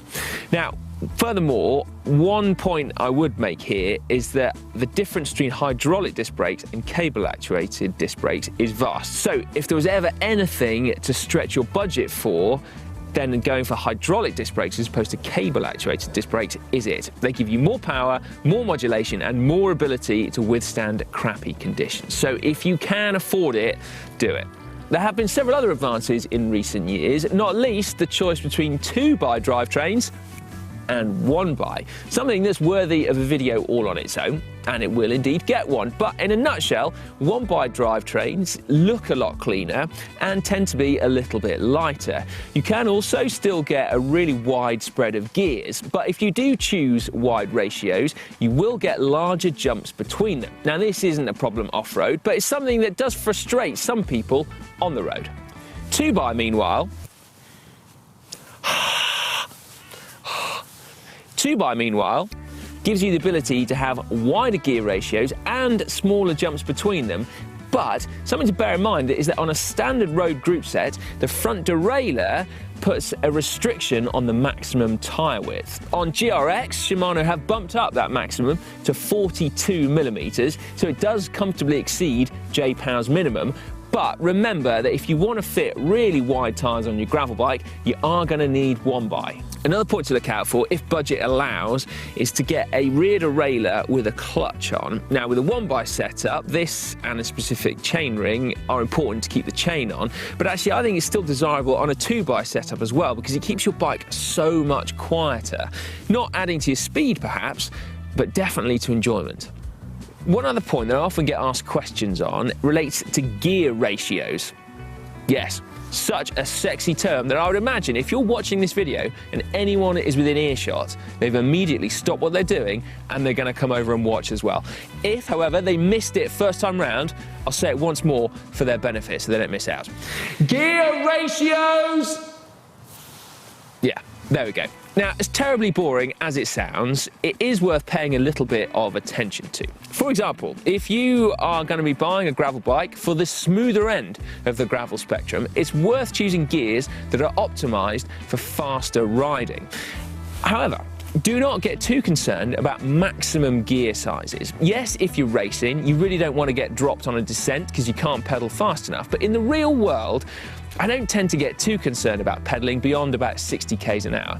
And the 48-tooth chainring that's on this particular GRX setup, or the 46 that you often get on the other 2x version, is plenty big enough to be able to pedal beyond 60 k an hour. And actually the 1x setup as well is quite happy doing that if you're comfortable spinning away. At the other end of the spectrum, for rougher off-road riding, you definitely want to optimize your gears for slower climbs, particularly if you're going to be going up steep stuff. So again, on this instance, 31-34 will be perfect for that. And also, if you're going to bike pack as well, something that gravel bikes often get pressed into service for, if you're carrying heavy luggage, bear in mind that you want lower gears as well. We've covered the basics then. Hopefully you know now what to look out for in a frame in order to make sure it's tailored for the right kind of gravel riding that you want to do. And you also know now what to look out for in a group set. But there are, of course, other things to consider, not least the material of the frame. Do you go for carbon or aluminium or steel or titanium or even magnesium? On a budget, aluminium is great. I love it. It's pretty light, it's pretty stiff, and it's also robust. What's not to like? Steel is significantly heavier, but it has a lot of fans, partly for its image and also partly for the way it feels to actually ride. Although, bear in mind that that steel feel really kicks in when you start to spend a little bit more money. Carbon is, of course, super duper light, or it can be anyway. Plus, you can also do more to the material to really tailor it, either for more comfort, through more compliance, or indeed for more stiffness. Then you have titanium, which is amazing, but a little bit heavier and also expensive. And then lastly, magnesium, which is new on the market, or at least new again, and it's a little bit unproven, but it does have some pretty punchy environmental credentials, which is cool. For me though, honestly, frame material is not half such an important decision as the ones we've already covered in this video. Hence the reason, I guess, it wasn't the first thing we started with. One of the great gravel bike traits is the increased comfort that comes from the wider tyres fitted to them. But irrespective of that, a lot of manufacturers boast comfort-boosting measures either built into the frames or indeed the components that are fitted to them. And this Grail is a prime example. We've got this split seat post, which effectively acts like a leaf spring and is super effective. And then also we've got this hover bar up front as well, which gives you increased compliance. And while increased compliance definitely takes the edge off bumps and it smooths out the ride, you shouldn't confuse it with suspension, which is also a thing, either a suspension fork that you can plug in the front or indeed full suspension gravel bikes. But interestingly, or perhaps not, the suspension that I've ridden on gravel hasn't actually affected where the bike sits on the gravel spectrum. That probably should have come with a nerd alert as well, shouldn't it? Sorry. Should have given you some warning. One last thing to look out for is bosses. So little bolts all over the bike that allow you to attach extra stuff to it. Now it could be carrying extra water, which would be essential for epics in arid wilderness, or it could be for attaching luggage to your bike. Now maybe not bike packing luggage, but certainly old school panniers and pannier racks. Or in this case, it could be for attaching mudguards to your bike as well. Personally, this isn't something that I'm all that fussed about on my gravel bikes, but it's something to bear in mind if you want a Swiss Army knife of gravel bikes, or indeed it's just something you want to have the option for.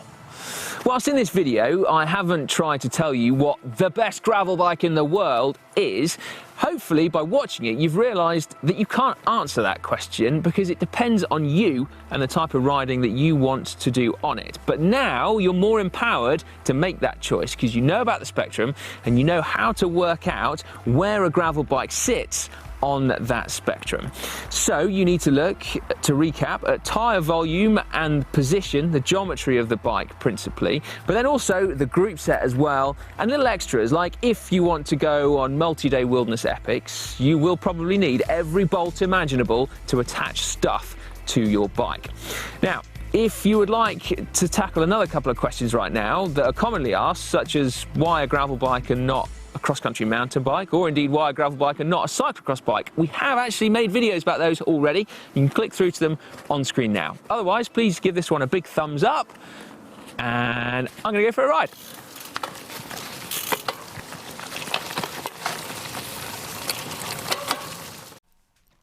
Hello, welcome back. The elite men's race coming up very, very soon. And Jeremy, the anticipation has been enormous, hasn't it? A lot of excitement surrounding the return of Wout van Aert today. It's a big day for him and a lot of expectation. Yeah, I mean, he's not just coming back to cyclocross, he's coming back to racing, which I think is even bigger, is an even bigger story. He had this dramatic crash at the Tour de France where he talked about how he went down and essentially this pole had kind of pierced his leg and left him kind of basically unable to train. He had to go through multiple different surgeries and do a ton of rehabilitation to be able to come back, to be able to get to this moment where he's finally going to put all of that hard work in this big crash that we're going to see here finally behind him. It wasn't a good day. It was not a good day. It wasn't a good day for the Tour de France. It wasn't a good day for Wout van Aert, who was expected to potentially win or even podium that time trial. So he unfortunately goes back, has to do all of this recovery and rehab, and now today is the first race since that sunny day in the Tour de France that we're going to see him back on display.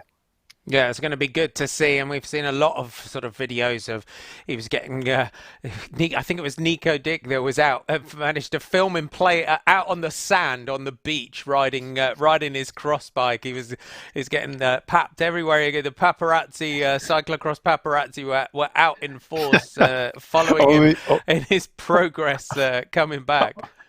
Only in Belgium, the cyclocross TMZ. But I think that we have some words from him in English that we got down at their team presentation in Girona. Yeah, of course, it was a bit of a transition from being in the Tour de France to lay in the hospital bed for 12 days. So yeah, it was not really what you can expect. But yeah, after after I had to rest for a bit more than 1.5 months, then I started my rehab in the beginning of September, and now it's all about hard work and kept the mindset positive. What are your expectations for this cross season? When are you going to enter again after 5 months of no racing? Well, I think it's good to have not too much expectations. Of course, they come from really far back, so this season is just build up to be again on my top level in Spring Classics, hopefully. And what does your program look like this year?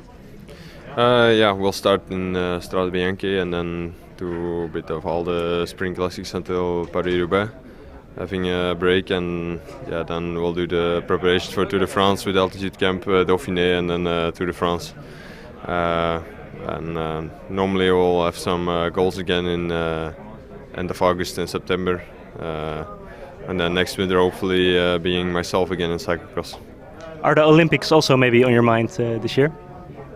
Yeah, for sure. I think coming out of the Tour de France is normally of a huge level of fitness, so I think it's a good preparation for Tokyo, and it's only once in 4 years the Olympics, so I think for every sportsman it's a big goal, and if I can make it to the Belgian team, I will do everything to represent my country.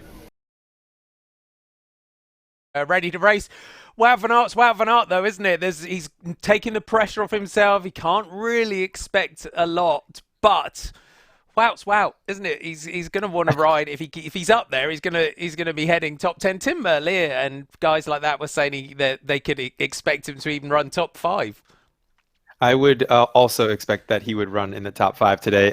Just based on what I've seen on social media, he's been motor pacing. He's coming in very, very fresh. Cyclocross is not something that is new to Wout van Aert. He's been racing cross since he was a junior. He's been in the front. He knows all of these riders very well. They're going to give him that respect. He doesn't need to gain any respect. He's a Tour de France stage winner. He's been world champion 3 times in cross. This is his court. So I think that they're going to give him a lot of respect if he wants to move and shake. You just hope for a clean first lap here for him to be able to get into a good rhythm and then actually show where his level's at. He doesn't know where he's at. He has not raced against these riders all season. So there's a lot of question marks, which is why we're all tuned in and excited to watch today. Yeah, I know the fans were out in force earlier around that sort of Jumbo-Visma team bus when they rocked up a little bit earlier on. The DVV Trofee so far, we go all the way back to Koppenberg now at the beginning of the season. Let's remind ourselves of how it's unfolded so far.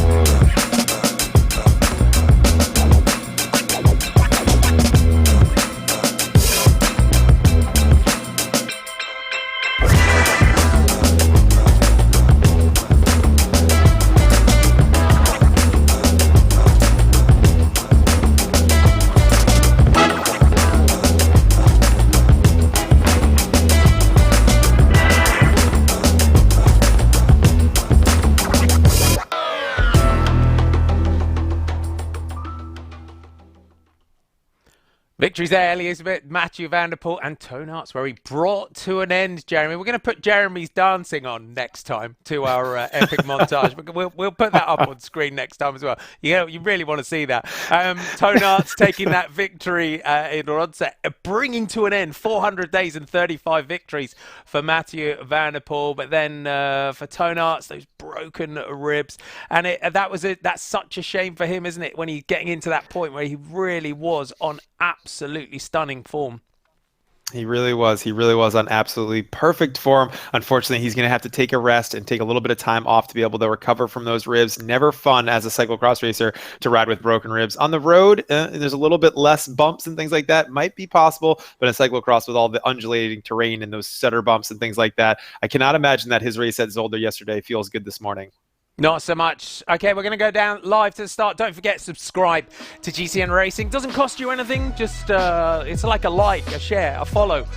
Just sign up. That all helps. If you want to know how you can help get more live cyclocross action here on GCN Racing, that is how you do it. Hit that subscribe button. Hit that bell icon. If we get 100,000 subscribers by the end of the winter, then Jeremy and I get silver gilded frames with signed photos of Dan Lloyd in there. If we get to 100,000 subscribers by the end of the cross season, so make sure you do that for us. Here's our DVV Trophy overall. You're looking forward to those, aren't you? Those signed photos of Dan Lloyd. If I get one of those, that's going on my trophy wall for sure. Goes along with our steak knives and our set of mugs. If we hit 100,000, I'm sure they will let us have those. 145 is the gap between Ellie Isbeth in the general classification and Loenhout. Jeremy, take us through the course. This Loenhout course is very, very technical. It's quite unassuming in places, but not so when you're out there racing it. That's right, yeah. Start line is typically just a road that's used in everyday life for the Belgians that are there and live in that town of Loenhout. They come into a very steep, very short and fast, almost like some type of canal way that they go into. Then it's over to the backside of the course where they're going to come into some of those man-made features that we talked about. There's a area of the course that's very, very fast into some woods where we saw Mathieu van der Poel have a problem with his ankle in years past, and then it is to the whoops, to the different areas that are out there. We'll go through it as we see it out there, Marty, but here we're catching some riders. Lars van der Haar with those Dutch champion stripes on him. We've got, looks like Lauren Sweck there. We've got Michael van Torenhout.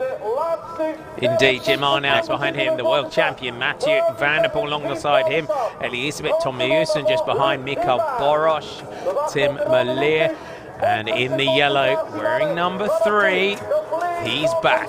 Wout van Aert, that Red Bull helmet, the anticipation, the Jumbo-Visma rider. You can see Sybil Sebon, those sponsors that saw him through last winter. Watch the lights. We are almost ready. The focus, the concentration. We go to full red. Now we're green. Away we go. Wout van Aert in the yellow is back. Kicks it off the start line. Mathieu van der Poel. You can see in the world champions jersey. Simon Zana just trying to move up. Ryder got a problem off the start line. It looks like Daniel Thielen, I think that was, that had a bit of an issue just off the start line. Many riders here just trying to move up before that first corner, and it's Wout van Aert that leads into that first corner. He gets the whole shot. We haven't seen this yet this season, Marty. Wout van Aert taking the whole shot. Van der Poel is going to be surprised by that, although Van der Poel is quoted as saying he expected Wout van Aert to ride in the top 5 today. I always knew that there was a good chance that he'll definitely be in this one. I didn't expect a 3-time world champion to come out and to, we'll call it phone it in today, Marty.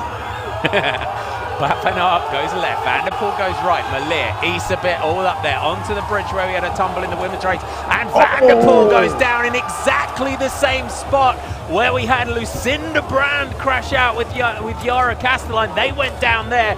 Van der Poel took that line down the centre. The world champion goes down. He has a fight on his hands.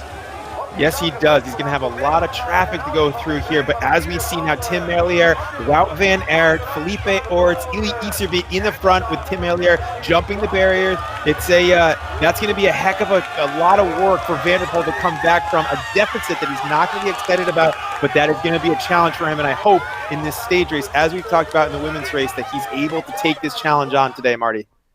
So Van der Poel goes through that section. You can see there, just runs front wheel, goes right up onto the front wheel and goes over the top. As Jim Arnout just tries to avoid him. Now he's back in the washing machine down the back here as he's got to try and pick his way through.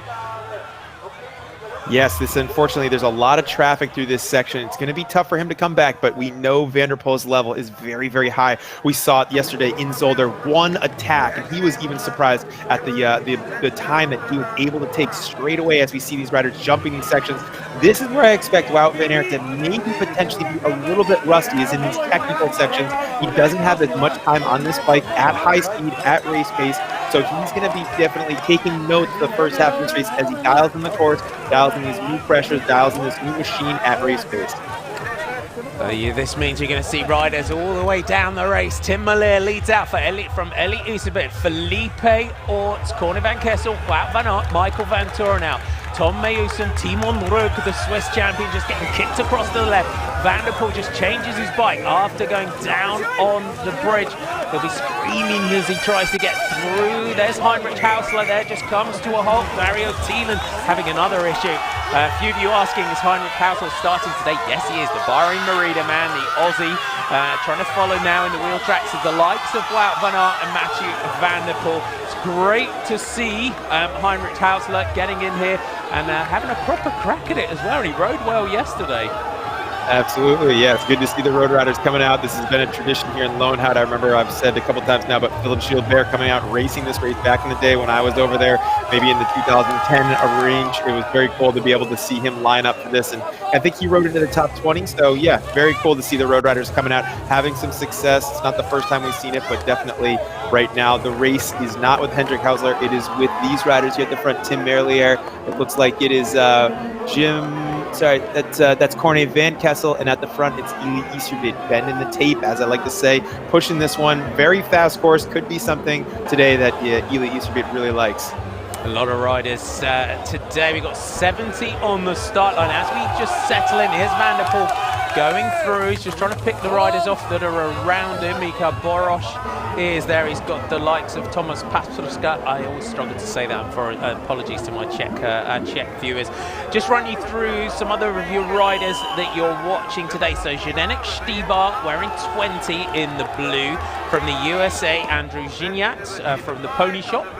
From KPM Kit, presented by KPMG. From Spain, we've got Albert Poble, we've got Felipe Orts, Niels Koyen is in there, Linguera, Miguel Lanetta, we've got Thomas Edhofer from Germany, Sasha Weber from Germany, as Van der Poel picks off riders in front of him. From Norway, Henrik Lunde Aurust from Asker CK, we've got Mathieu Boileau from France, Thomas Papriska.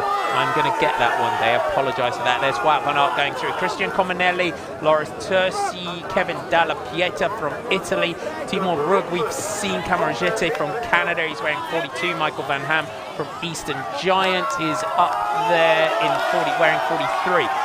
Gilles Mottier from Germany, Frederick riding down, Merlier goes down hard there.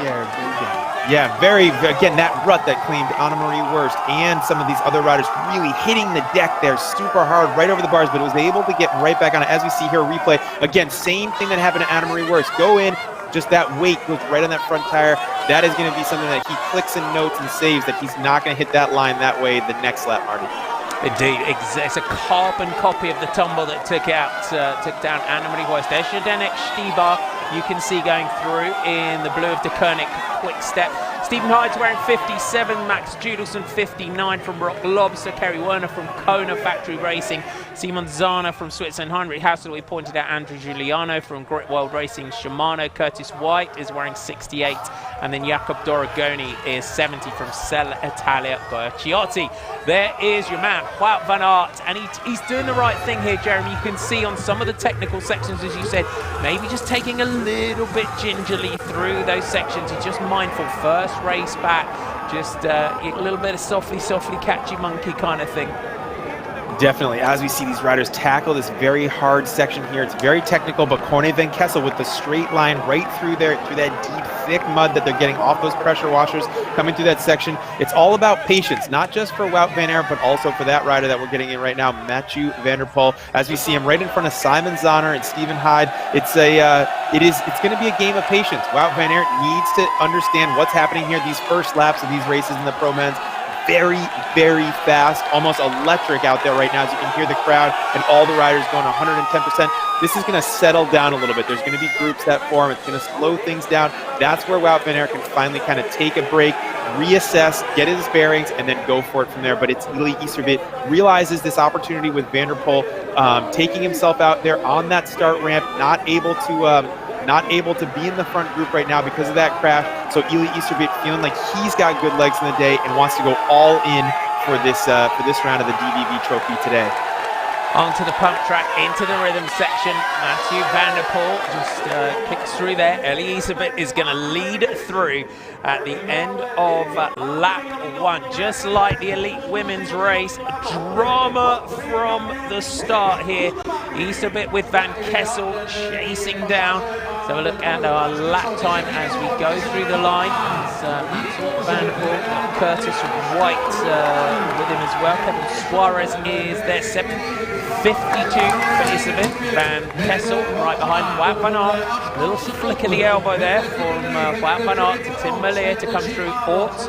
You can see Mewson, David van der Poel, Vincent Bastians, Lars van der Hart, and the camera is going to stay on here all the way through. So Adams in 13th, Rug in 14th, Stibar goes through just ahead of Thijs Arts, Vitesse Bosman, Stephen Hyde goes through, then our Guerciotti rider, they're going to stay with it right up till we find Mathieu van der Poel going through. There's Curtis White just in front of Van der Poel. They're all looking around just to see where they are. This group have got to be mindful of sitting and watching Wout van Aert, haven't they? Definitely they do, yeah. Van Aert's going to be trying to use that road power. He definitely has the strength to be able to go all the way through this section. Take him down the start-finish straight. He's going to be in the technical sections is where he's going to want to be in the front to be able to minimize any mistakes that he's going to have based on lack of time out on track like this. This is not an easy first race to go into because it is so technical, so many little features. Definitely not going to play into the strengths of a rider that hasn't been on the track that often, but he's doing a very strong showing. He's out of trouble. He's made his return, and now the pressure is off. It's all about just getting back to form. As we see Curtis White there coming over the top, the former Pan American champion from the United States. It's great to see him as he tries to latch on to the Van der Poel train as he's coming through to kind of come back to this chase group, Marty. Van Kessel leading out. Cornet Van Kessel has, for me this year, he's really stepped up. He looks like he's been one of those riders that's been there and thereabouts, always top 10, always super solid. You see Van der Poel going through. It just seems this year Cornet Van Kessel's got a little bit more of a fire this year. Yes, and he's going to be making that move over to that new program. He's going to be leaving Sven Nice's team, the Telenet Baloise Alliance. He's going to be going over to that new program that is going to be with Quinten Hermans. So a new beginning for him, a new program. He's got a great family. He's always had a lot of support. I remember racing against him a lot over the years. Got a great head on his shoulders, a good dude. So it's going to be exciting to see him with some new motivation and a new program starting January 1st. So Cordy Van Kessel from Telenet Baloise lies that Wanty Group Gobert team, and are adding Quinten Hermans, Laurent Swait, Tim Merlier, Michael Van Torenhout. Next, Van der Poel. If you're just tuning in, welcome aboard. Drama. You couldn't make it up. Mathieu van der Poel goes down in exactly the same spot as we had the crash in the elite women's race. Lucinda Brand went down. A few of you asking about Lucinda. We haven't had any updates on Lucinda Brand. Of course, we'll do those. Keep an eye on our Twitter feeds and that kind of thing as well after the race. Going through Jim Arnout, Wout van Aert next for Jumbo-Visma, our two leaders, and they'll just be able to glance across the circuit. You can see this, the Azencross here in Loenhout, enormous crowds, and these two riders looking to capitalise on that early mistake for Mathieu van der Poel. As we see here, Cornet Van Kessel on a really good day, definitely a good course for him, fast. He likes the fast tracks, also really likes the mud. So a nice combination of his skill set, being able to put here on display in Loenhout. And it's Eli Iserbyt, the smaller rider, lower center of gravity, had a great ride on a course just like this at the European Championships. If you remember, Marty, he was going head-to-head with Van der Poel there and just narrowly missed the win against that one. So definitely this is something that I think is up his alley as well. You just saw the sprint classification, 10 seconds or so back to Swake Merlier, Van Toornout, Arnout, Meyerson is the next rider going through your picture. This the world champion now cutting his way back through the field, just picking off those riders ahead of him. He's got a fight on his hands if he wants to try and come back up towards the front. There's Zdeněk Štýbar in the blue. Stephen Hyde is in that group with Van der Poel. This is a massive opportunity now for these two riders. Definitely, yeah. Heid'll definitely take some motivation from seeing that, as we see the Czech champ there, unfortunately succumbing to some of those ruts. It's Simon Zahner right behind him, all going down. These ruts, Marty, out here, we've been talking about it during the women's race. If you're just joining us, the ruts here are as deep as the hubs are on these bikes in some of these scenarios. I would not be surprised if the skewers are rubbing on the dirt. We've seen that in the past in some of these Belgian races, but the mud and all of the rain overnight has made this track very, very rutted out. Some very slick, greasy mud. It's got some sections where the riders just have to get off and unfortunately run. Riding, it's more dangerous than it is to run it on these little off-camber banks. It's just faster to run. As you can see here, Corné Van Kessel at the front on a great day, using his running prowess to just come through this section. And then right as he gets to the top of this, you can see a rider like Michael Van Toornout deciding to get on, but then get right back off. Not going to be the right decision for this. Tim Merlier, Laurens Sweeck, Michael Van Toornout, Jim Arnout, Meyerson, Orts, David van der Poel, Lars van der Haar, Vinnie Bastians, Wout van Aert is your next rider going through. They're keeping with this high shot. A few of you asking as well, Toonart sitting out today after those broken ribs yesterday. And Paul Stewart just asking on Twitter, how come Wout starts on the front row? It's to do with points. Yes, it definitely has to do with his UCI points. I mean, being a world champion, you take a lot of points. He has residual points from the year. It's based on a year-long round calendar. So yeah, he still has enough points from the end of his season last year to be able to keep them and stay on that front row. So yeah, it's not surprising to see a three-time world champ still on the front row with the residual points that he's been able to hang on throughout the year. So those will eventually go away.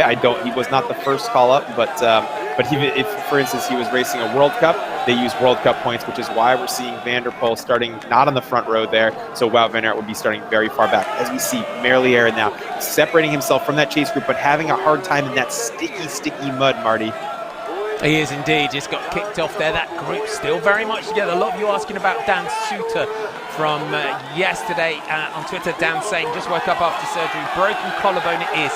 And he thanks all the fans for all the kind messages. Dan Suter going down heavy yesterday. A few of you asking, is Kerry Werner racing today? Yes, wearing 61 is Kerry Werner. This is the race at the front, though. Eli Isabit, the winner of the opening Koppenberg Cross in the DVV Trofee. He is the leader of the general classification. The camera's going back. Van der Poel, Štýbar on the rug are your next riders, and he's not far off the back now, Jeremy. You can see the yellow there of Wout van Aert just ahead of him as they go through the line at the end of lap 2. Will we see Van der Poel get back up towards the front? There's Wout van Aert, there's the green, then it's not going to be far away, and there he is, Štýbar is there. What a rider. This is true. It's so fast today, and this is how Loenhout typically rides. You know, a lot of North American riders have had success on this track, riding in the top 10 or close to it because of how fast it is.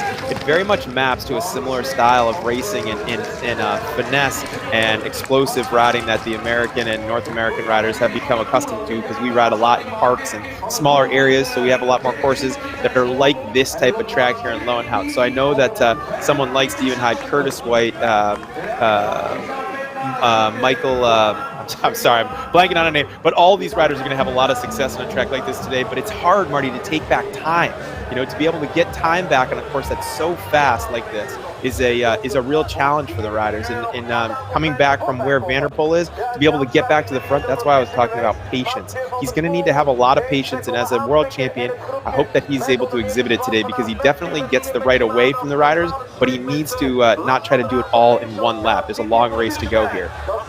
Corny van Kessel leading Matthew van der Poel after that crash. He was very far down the field. He's gradually picked his way through. He's dragged a few riders along for the ride, including that man there wearing 20 in the blue. A lot of you big fans of Stiebe. Zdeněk Štýba. Wout van Aert in the yellow is having a great comeback race. Here's Wout van Aert, David van der Poel there on the left. Pizza Bosmans, Lars van der Haar. We've got Vinnie Bastians, Tom Meyerson, Michael van Turenhout, Matthew van der Poel, Felipe Orts, Zdeněk Štýba there from De Koning Quickstep. Will we see Matthew van der Poel as he goes left? The only rider to take that line, how to move up through the group, looking to try and carve his way through this group to try and make up some places. Thijs Arts is also in there. Corny van Kessel knows that he's got to try and capitalise on this move now. They'll be able to glance across the circuit and see where the chasing group are. Here's your chasers, Merlier, Arnouts and Swake, and then a little bit of a gap back to that chasers led by David van der Poel. As we see here, Amelia are bearing down, coming through this, using that whole course, getting over there, trying to get in that grass. This is a long turn right at the pits. You can see the riders as you come back down the other side that are going over. If they're taking a pit, if they're not, you can really check up against your competition and see where they are. He's going to see that Van der Poel and Van Aert are on the hunt. They're coming back to those front riders, so they need to put in these digs and try to use as much of the advantage that they have now to capitalize on that, because there's not going to be a lot of opportunities to do that in the future. There's the long shot. David van der Poel ripping the gap up here through the ruts. Van Aert in the yellow, just moving up there. Wout van Aert just splashing through the mud. Van der Poel loses the left foot. See the Spanish champion Felipe Orts just trying to cling on to the coattails of this group. Meyerson moves up on the outside there. Van der Poel, Wout van Aert battles back, getting physical now in the group through this little section of hot dog turns. Back to the front, Van Kessel and Isabits.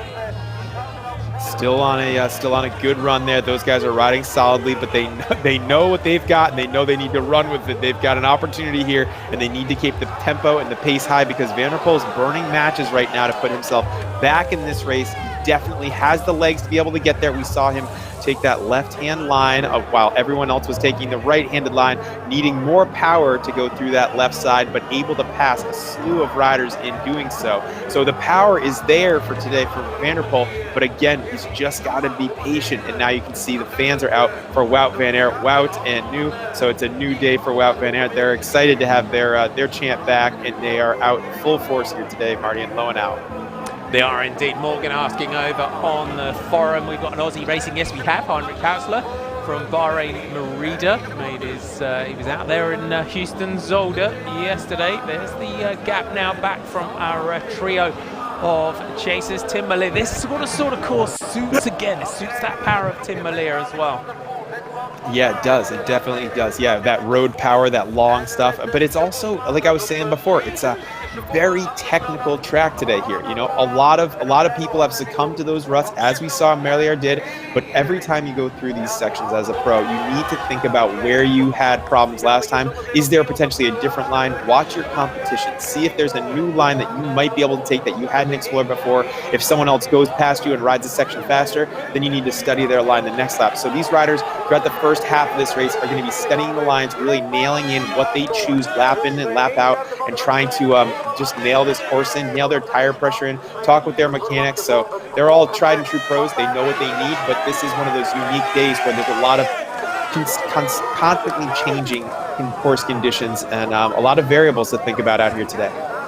If you're just tuning in, welcome aboard. We are on round 5 of the DVV Trofee, the Azencross from Loenhout, the elite men's race. Your two leaders, Eli Isabit and Corny van Kessel. Enormous crowds out to see the return of Wout van Aert. Tim Merlier runs through in third place with Laurent Swake and Jim Arnouts. Then we've got to get back to our chasers, a group containing Wout van Aert of Jumbo-Visma making his return, but also that man there, Matthew van der Poel, went down heavy on the first lap on the bridge section that also took out Lucinda Brand in the opening race. Luckily, Matthew van der Poel, no injuries for him. He just carved his way back through the field. He was almost like, I think what you call it in American football, a linebacker running through everyone, coming through, busting his way back through the field, just pushing them out left, right and centre.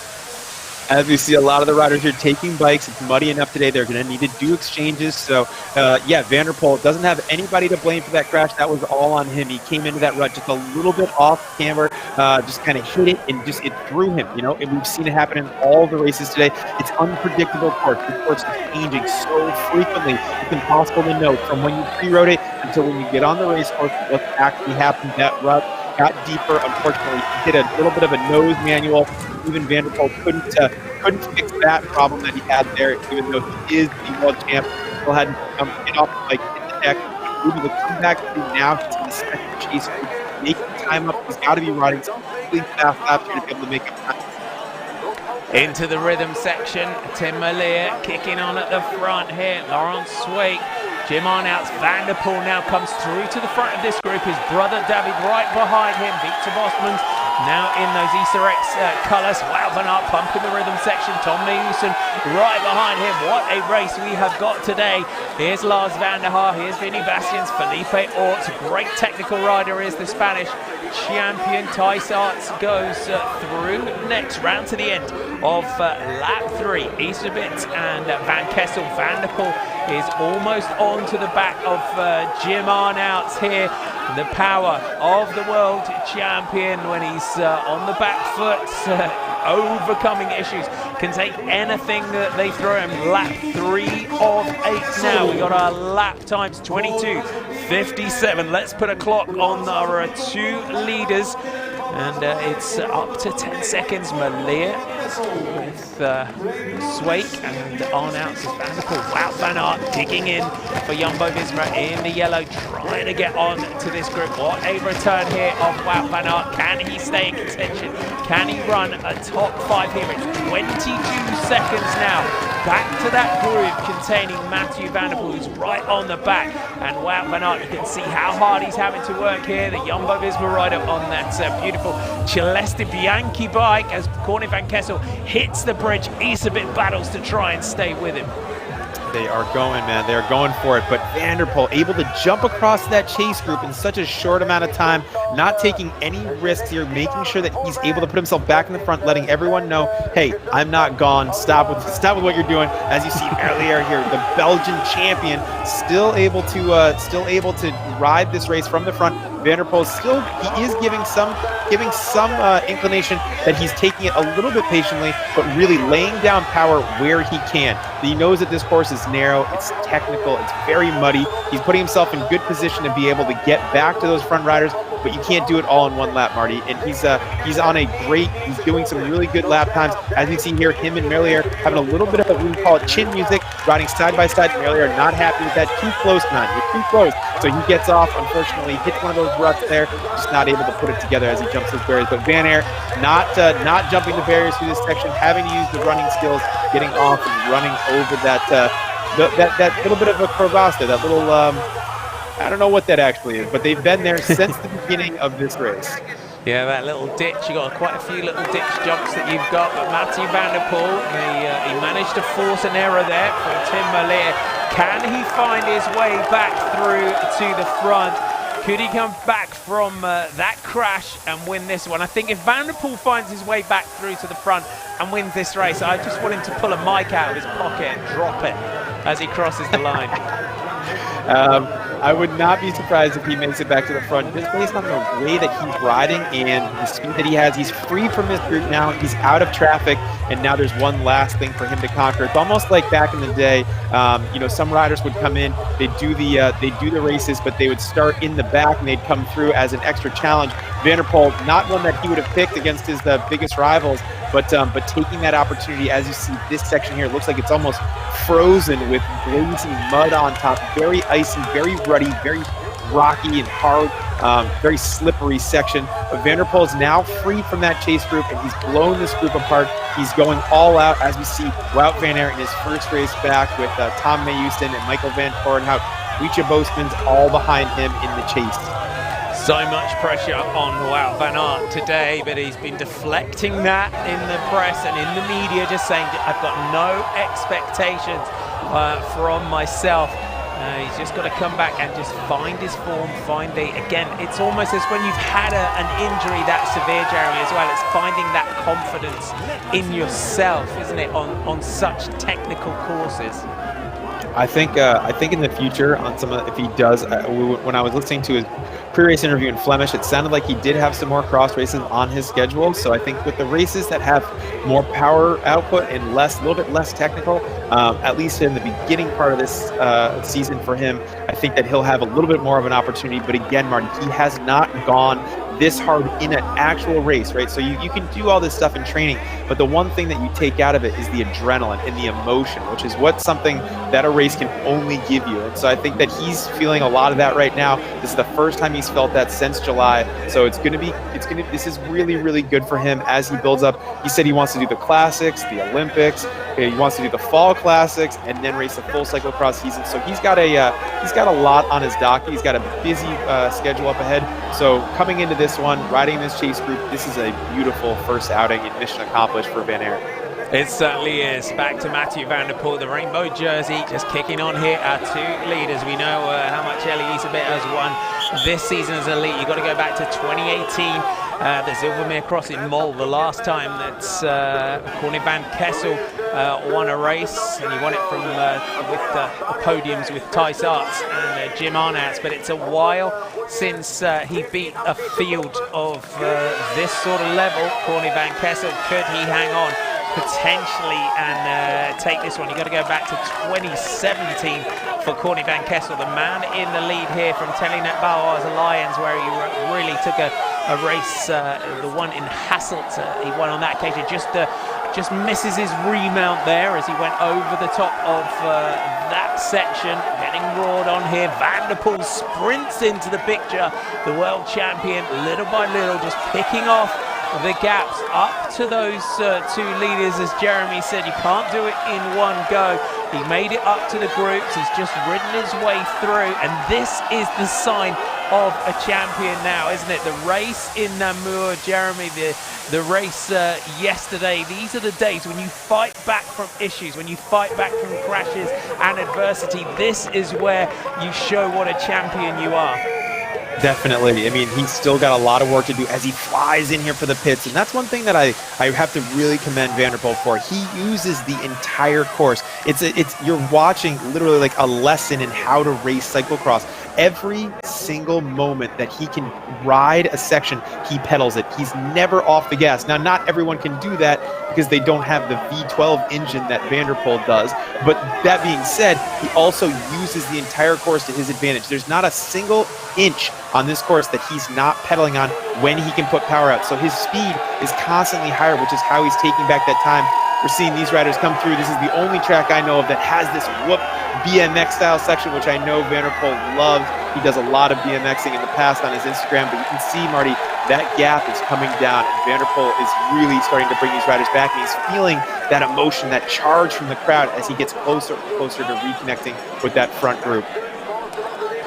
Tim Mallet just had a glance across at this group. Jim Arnouts and Laurent Sweik, and then Jurgen Gap. Wout van Aert in the yellow from Jumbo-Visma. Good to see these colours back and racing. We've been waiting for the return.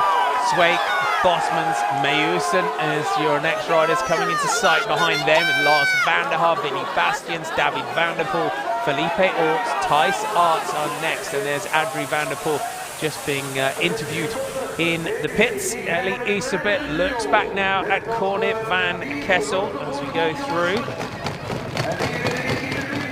The catch is now imminent. I can see Van der Poel, and it's not out of sight, out of mind anymore. Now he's got an opportunity here to put down that same power that he was able to win Amstel Gold with. He's able to bring back those two riders that are in the front that were able to get away. Corne van Kessel, Ellie Elisabeth. Van der Poel has now got the bit between his teeth, Marty, and he is in the hunt. He is, and there's your gap. 15 seconds for Mathieu van der Poel as he tries to get back up towards the front. We are on lap 5 of 8. Jeremy, as Ellie Elisabeth now attacks this one, he senses that Van der Poel is closing. Van der Poel, we know late on in races as well, he could have that big charge, that big burn, but it depends, doesn't it, just how much that fight back from that opening lap crash might have taken out even of someone like Mathieu van der Poel. Yes, when Van der Poel reconnects with his front groups, Corne van Kessel off the pace a little bit now from Iservit, so now there's a different race going on. But when Van der Poel reconnects with Corne van Kessel, it'll be interesting to see if he decides that, is he going to try to ride with Corne van Kessel, or is he going to go straight through Corne van Kessel, straight trying to reach the Iservit? Now, the question that I have when he reaches Iservit, if he's able to, is he going to also race with him and lock horn, or is he going to try to go straight through him and leave a real impression? Because when you're in the front, Marty, and you're racing your race, you're locked in, you're very, very focused. And then when a rider with all of the prestige and accolades that Mathieu van der Poel has comes up and then goes straight through you mentally, that is a blow that's almost unsustainable. You can't take that. That's like a full uppercut if we're talking about boxing terms. If he comes straight past him, that's not going to be good for Eli Iservit. If there's more of a race that's happening where he's locked in, they're going back and forth, that's going to give Iservit a lot of momentum and a lot of opportunity to think that it's possible, which is going to dictate the outcome of this one today. Indeed, Eli Iservit looking for a victory today. He's after a very busy start to the year where he was the man to beat as Corne van Kessel just gets rid of his glasses. And I think Mathieu van der Poel just throws on the anchors as he kicks out of that turn. Iservit, he's going to start feeling the pressure, Jeremy. It's almost like a great white shark just hunting you down in that group behind. Yeah, but he's got to still say this is still an incredible ride for Corne van Kessel, right? He's riding in the front for the first, half of the race. He's been up there. Now Van der Poel is catching back up. That doesn't take anything away from what Corne van Kessel's been able to do here. He's ridden with Iservit. He's solidly on the podium. He's just got to keep his momentum. He's got to keep his strength. Again, he's moving over to a new team. He wants to take good form into the new season to be able to show that off for the new colors that he's going to be lining up with on January 1st. That motivation of a new team. Eli Iservit coming back into some good form as Mathieu van der Poel now makes contact with Corne van Kessel. Is he going to go straight past him? Yes, he is. Mathieu van der Poel finds his way through. If you're just joining in, welcome aboard. Mathieu van der Poel, a crash on the opening lap on the bridge. He's fought his way back. We've got our lone leader, Corne van Kessel, has been riding a great race there. The Telenet Baloise Alliance is now got to try and stay with Mathieu van der Poel if he can. Van der Poel bending the tapes here, as Jeremy likes to say, using every last millimetre of this course. The clock goes on above Eli Iservit there. That's always a good sign. We'll be able to see just how close Mathieu van der Poel is getting. He went through the line at 15 seconds. He's now down to about 10, 11 seconds for Van der Poel. He's taking chunks out, about 4 or 5 seconds on this lap, Jeremy. Yes, and you can see that Iservit can hear the crowd now behind him cheering for Van der Poel, so he knows that the catch is getting closer, and Van der Poel really starting to see now that it's possible to catch Iservit before this lap is over. He wants to start to take him back. He wants to be able to lock horn and make this thing a real race. Indeed, the Pals 1000 bingo rider at the front, Eli Iservit. He will feel that presence. He's not going to let the pressure get to him. Just ride the course, ride your race, push every section that you can to the limit. Can Eli Iservit take what would be a great victory here in Loenhout? The history of this race, going through it back to 2009, Sven Nys, Niels Albert, triple victories between 2010 and 2012. Sven Nys in 2013. Then we have the changing of the guard almost. 2014, Wout van Aert. Tom Meeuwsen in 2015, 2016, Wout van Aert. Then back-to-back victories for Mathieu van der Poel, 2017 and 2018. He took that race last year from Wout van Aert and Toon Aerts by 40 seconds. The race between Wout van Aert and Toon Aerts for the second and third spots on the podium. Can he come back from the crash early on, put himself at the top and take a hat-trick of victories here in the Azencross? As we see now, Van der Poel running that first section, then hopping back on. Everyone has a different style, but the riders seem at the front. They're all taking notes from each other, but Van der Poel is absolutely taking time back on Iservit. He's riding these laps the fastest that we've seen anyone do all day. Iservit, though, using the entire course as he comes really close to that barricade here. coming into the pits where he'll get some advice from his mechanics on the gap. He'll be able to also look back and see where Van der Poel is, as that's what you do as a pro. You come in, check up, but Van der Poel has to take a bike here. The gears are clanking. He's got too much mud on his machine. Corne van Kessel also taking a new machine, but is coming up to these steps now. Boom, boom, boom, off as one of these many features here on this course in Loenhout. Eli Iserbyt back at the front, coming down one of those man-made ramps into this very technical, ruddy, slippery section here. You can hear the crowd are singing as Mathieu van der Poel tries to find his way back up to the front. There's Corne van Kessel just trying to keep that third spot on the podium. Van der Poel kicks through this section into the mud, back up to the front, into the rhythm section, the whoops of Eli Iserbyt. There's the bike of Mathieu van der Poel as he tries to close down. Eli Iserbyt, what an incredible season he's had. First at the Jingle Cross in Iowa City, then he followed that up in Waterloo. Took second at the Barron Cross. He was also second in Eeklo, one of the first races of the season. So second at the Barron Cross, then he backed up wins in Kreubica, Gieten, Bern, Gavra and the Koppenberg Cross. Then it's been second in the Europeans, second in Tabor, third in Zonhoven, second at the Houghton Cross in the GP Mario de Klerk. So hunting now for a victory here in front of a huge crowd. The man from Kortrijk into the home straight now. And he'll be looking, waiting, hoping for the lap counter. He'll be looking for the sound of the bell in a few laps' time. Is he going to ease up here, Jeremy? Because Van der Poel is closing. Iserbyt maybe got to be mindful of the attack that's going to come when Van der Poel latches on. Like I said, it's going to be all in how Van der Poel wants to play this one. He's been the one that's hunting, right? Iserbyt's been running from him. Now Van der Poel's going to make the connection. There's no doubt that he's going to make the connection. He's got that power in his legs. He's able to do that. But then it's going to be about how he wants to play it. Is he going to just sit there? Is he going to watch Eli Iserbyt's lines? Is he going to look for an opportunity to attack? Or is he going to go straight through him? He's got this course dialed, and he's going to make that mental blow like I was talking about, that big uppercut.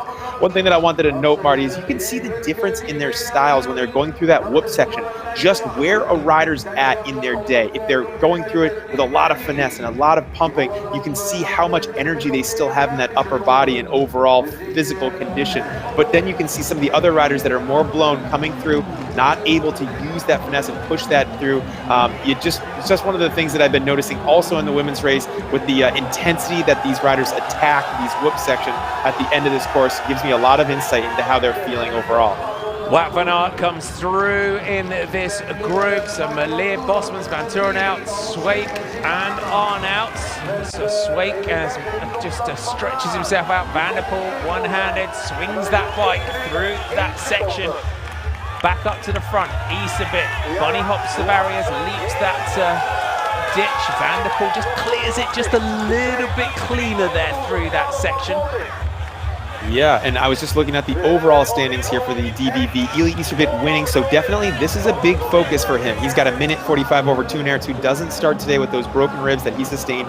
Indemur going down on that last lap. Then it's Michael Van Torenhout at 3:08, Lars van der Haar at 3:57, and then Van der Poel's at 4:24. So Van der Poel's in fifth, so he's thinking about potential opportunities here to take some time back on that overall. Although he said he's not going to race the entire series, it's all about the victory on the day. So Iserbyt, though, has a big interest in being able to keep this overall lead. There's a lot of prize money on the line. This is the big prestigious series. It's one that all the Belgians want to win. The Super Prestige, the DVV, the World Cup, all of these series are big opportunities for a rider to be able to put down on their palmares as a big career opportunity. So I know Iserbyt's going to be motivated as we Van der Poel take the lead for the first time in this race, almost 40 minutes into this one.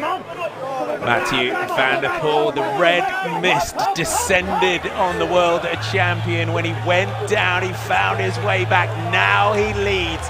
This is what makes a grand champion. Coming back, battling back from adversity against the best that there is, fighting his way back through to the field, back up to that front position. Now Eli Iserbyt is battling to try and stay with him. Meyerson, Melier, Van Turenhout, Bosmans, Arnout, Van Aert and Sweeck is your next group. And it is a good return there. As you see, Van Aert, I was expecting him to make this chase group, and I'm happy to see that he has. It means that the legs are there. He's just going to need a little bit of a tune-up on that high-end race effort and a not such a technical track as he gets going back in the season. But you see now they're punching it over here. Easterby trying to match Van der Poel in this very rutted section. You can see Van der Poel's finesse and technique really shining on this part, Marty, as you see Easterby with the smaller bike, smaller wheelbase coming through, able to take the turns very sharply, but getting hung up a little bit in the ruts. It's basically like Easterby is motor pacing off of Van der Poel as they chew this course up and use every square inch of it for a little bit of traction. But there's never a moment on this one today, Marty, where you feel comfortable. You're always slipping, sliding. You have to be comfortable with going down, losing a tire here, putting a foot down. As you see, the gap is not grown. Easterby is locked on, and that's going to give him, like I was talking about before, Marty, a lot of motivation that it's possible to hang with Van der Poel, because Van der Poel tried to accelerate through that nasty, choppy, muddy section, wasn't able to ditch Easterby right away, and he's going to have to try again. So the first opportunity, not successful, so Van der Poel knows he's going to have to try something else next time. He is indeed. There's the gap. 21 seconds. Meeuwsen, Melier, Van Torenhout, Bosmans and Arnouts go through next. Telling that Balois lines there. Jim Arnout. Tom Meeuwsen lost a few runouts in the colours of Corendon Circus before he moves across to that Group Hens Mass Containers team in the new year. Remember, don't forget to join us what we've got coming up this week here on GCN Racing. Jeremy and I have got a day off tomorrow, then it's the Super Prestige from Diegem on Sunday. That's a later race, 16:50 the race starts, UK 17:50 in Europe. We're back for the Etias series from Bredene on Monday, then they're giving us a little day off, and then we are back for the GP Svennes from Baal on January the 1st. That is what's coming up. Don't forget to subscribe if you can to the channel if you're loving the live cyclocross coverage. And why wouldn't you, when you see racing like this, just hit that subscribe button, give us a thumbs up on our video, spread the word, let everyone know that we have got live great cyclocross action around the world. And that will helps us be able to continue to bring you this racing and build on that in years to come. Eddie Easterby, he's doing a good job here at the moment, just managing to stay with Van der Poel. I mean, we almost take this for granted, Marty, what Van der Poel does out here, but it's not to be. I mean, this rider started in the back. He had a crash in the first section. If you're just joining us and you didn't see it, Van der Poel crashed just off the start grid. He came through the first section. There was a man-made ramp. Van der Poel did a nose wheelie, rode it for about a second, and then unfortunately came down. A lot of riders coming through. He had to get back on his machine, started probably somewhere in the 40s, but slowly but surely over the 40 minutes of the racing was able to reconnect with the front group. And I just want to say it again, it's something we take for granted. We expect Van der Poel to be there, but it is such a show of the level that this rider's at, the class that he brings. It's that same thing with the Amstel Gold victory. You can't believe it when you watch it. It's not possible, but Van der Poel attacks this section and rides the whole thing. Have not seen a rider ride this section yet. Van der Poel now lays down what I would call his second attack of the day. Easterby can't believe his eyes. This is the section I'm talking about with the whoops. You can see the intensity. Easterby gonna have to respond to this attack, Marty.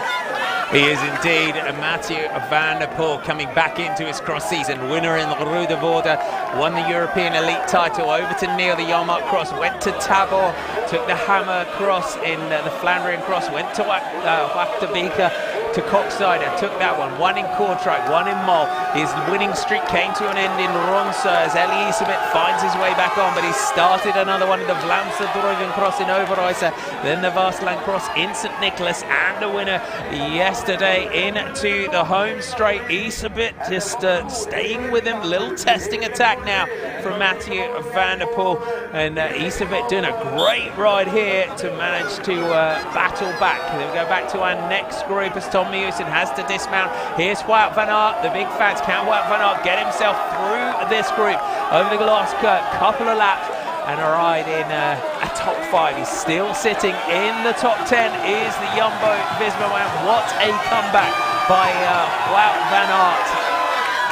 Definitely Van Aert going all in there, trying to stick with that group, wants to get out and eke out a good position here in that overall. He wants to make sure that he puts a mark on his first race back, but Van der Poel showed some of his cards there with that attack, Marty. To me, I can see that he definitely made an effort, but Iserbyt really able to respond. And like I said, Ben's saying that's going to give him a lot of motivation. So we're just going to have to find out, what does Van der Poel have up his sleeve that he can pull out again to attack Iserbyt other than sheer raw power, because Iserbyt's been able to match the last 2 accelerations that Van der Poel has thrown at him. Like I said, going to give him a lot of motivation and a great race that we've got. They are indeed. Corny van Kessel going through it. 25 seconds. Iserbyt just managing to match Mathieu van der Poel at the moment, but van der Poel attacks over the bridge. Iserbyt has to react. He found his way back. 45 minutes, 27 seconds of racing. Lap 7 of 8. They will get the bell next time they come round. Iserbyt will be battling with that inner voice in his head. How did he find his way back up towards the front after the gap? Wout van Aert now moves up on the outside of Victor Bosmans, Meeuwsen, Van Turnhout, Melier and Arnouts as Wout van Aert gets back in there. 8th place for him as they cross the line. Iserbyt's got to be careful here as Van der Poel just tries to get clear. This is just like those European Championships that we saw, very one-line track, very narrow, but Iserbyt unfortunately having to come back to bring these gaps that Van der Poel's putting down constantly. He's having to close these down and come back, and eventually, Marty, that rubber band's going to snap. Iserbyt's not going to be able to close down one of these gaps that's opening up, as we see now, is Wout van Aert leading up that chase to come back to Corné van Kessel. Van Kessel is now going to have the last 10 minutes of his life to be able to hold on that 3rd spot on this very prestigious Loenhout track. It is going to be a big ride for him if he's able to hold off that chase group, but Van Aert is drilling it at the front. Sees an opportunity for a podium spot, and he's going to do everything that he can to be up there and get it.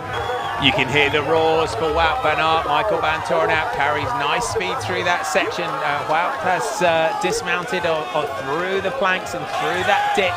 He did the right thing there, came through to the front just to give himself a bit of a gap. Head of the race, Van der Poel, Iserbyt going left and right as Van der Poel just starts to open a gap. Here's your 3rd place rider, Corné van Kessel. Great performance today from the Dutchman.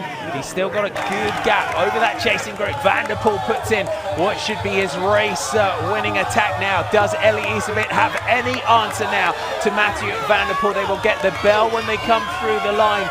Next time it was Iserbyt and Van Kessel that rode together for most of the race. Michael van Turnhout attacks Victor Bosmans. That new team, those new sponsors really has motivated Victor in the last couple of races. Van Aert well up there. Your order through the line, it was Van der Poel, Iserbyt, Van Kessel, then that chasing group, Melier, Arnouts, Bosmans, Meeuwsen, Van Turnhout and Wout van Aert all up there. Yes, and we see Van der Poel now really on his limit. He's going as hard as he can. He can see that he's got a little bit of daylight between him and Iserbyt, but it's one mistake, Marty, like we saw in Namur on these very technical tracks. One mistake could let Van der Poel's gap go right back. Iserbyt's right back on him. Iserbyt's keeping the pressure on. He hasn't just given up. You can see that he's succumbed to some of the 3 attacks that Van der Poel's laid down today, but we're going to be able to check the time in the gap right now. Eli Iserbyt goes through about 5 seconds roughly is the gap. It doesn't stop, but we can kind of get that. It's about a second here or there, about 5 to 6 seconds the gap between Mathieu van der Poel and Eli Iserbyt. The young Belgian has now got to find that fire, got to find the fight for Eli Iserbyt. The chase behind Van der Poel. This is not. This is the view that we kind of get used to, but at the beginning, the opening lap, it's not the view we thought we might get today. No, it isn't, but I can tell you that Iserbyt's not out of this race, Marty. You can see him. He's still lurking back there. He still has motivation. He's a fighter. When I've seen him race the World Championships at all these races, there's been so many times when you think Iserbyt's out, and somehow deep down, the competitiveness that's in his soul comes out. He rides some section that you don't think, and this is exactly what I'm talking about. Here he is. He's right back. Van der Poel has a small lull, and Iserbyt takes back 2-3 seconds, and he's right back in this. And that's going to give him, like I said, Marty, a ton of motivation as they come into this more technical part of the track, where Van der Poel's big, huge frame is going to have to go through these sections, but Iserbyt's going to come through with a lot more ease than Van der Poel because he's got that smaller bike, that lower center of gravity, quick feet, and there's nothing that's been said. This race is not over yet, Marty. Not at all. Eli Iserbyt, in a battle here with Mathieu van der Poel, that lower centre of gravity. Just a few of you asking Abby Reid, how is Wout van Aert doing? He's in that chasing group behind. He's riding in the top 10. The return of the Jumbo-Visma rider after that dreadful crash in the Tour de France, back into competition. Elie Iserbyt. We'll hope, can Iserbyt get back onto Mathieu van der Poel? The gap here in cyclocross terms, Jeremy, still very small. It could come down, as we've seen throughout this season. Iserbyt decides not to pit. That should allow him to get back up to the world champion. That's just that 1 second that he needed to get back onto that road section, and now we got a last lap duel coming into this one, Marty. As we see here, Iserbyt's just a little bit slower getting back on the bike, but this is where he really excels. These steep little things, he can just push the bike so much easier, use his power to weight ratio to really get up that steep stuff, and that's where I've seen him excel in the past. This is the section where Van der Poel was able to open up a big attack last time and ride this entire section with a ton of speed, but it's dangerous through here. So many big holes. Iserbyt saying, I have to get off. Van der Poel just able to squeak through, but Iserbyt knows he's going to need to close down that gap again. He's right back on the machine, and this is the whoop section that I've been talking about. You can tell where the riders are at as they come through. Iserbyt really, with that body language up top, working the machine, getting through there. Now he's going to have to attack and get back onto him right before they come to the road. One thing that the camera's not showing is that there's a set of cobbles that you come on, that you take a left-hander on right before you get off the dirt and onto that road straight stretch. Hopefully Iserbyt's able to tack back on so Van der Poel doesn't get away, and you can see he's attacking, trying to get back on there. He wants that slipstream of Van der Poel on that long start-finish road section. You saw that the bike there of Elie Iserbyt snaking as he just got bounced through that section into the pits. Wout van Aert, bike change for the Jumbo-Visma rider. There's Tom Meusen, just moves again. He decides not to pit, left foot hanging out there for Tom Meusen. Dismounts on to the steps. This is a great comeback here for Wout van Aert. Got that front row start position, and now they come into the belt. Van der Poel is on the front. If you're just joining us, welcome aboard. This is the DVV Trofee, the Azencross from Loenhout. What a day's racing we have had. It's bell lap for our two leaders, Mathieu van der Poel and Elie Iserbyt. Can it be a dream performance from Elie Iserbyt? What's the tactic got to be now, Jeremy, on this final lap for Iserbyt? Has he got to try and get through to the front, try and boss the sections for Mathieu van der Poel, especially that sort of long, muddy section where Van der Poel has been able to ride, where he's got to get off and run?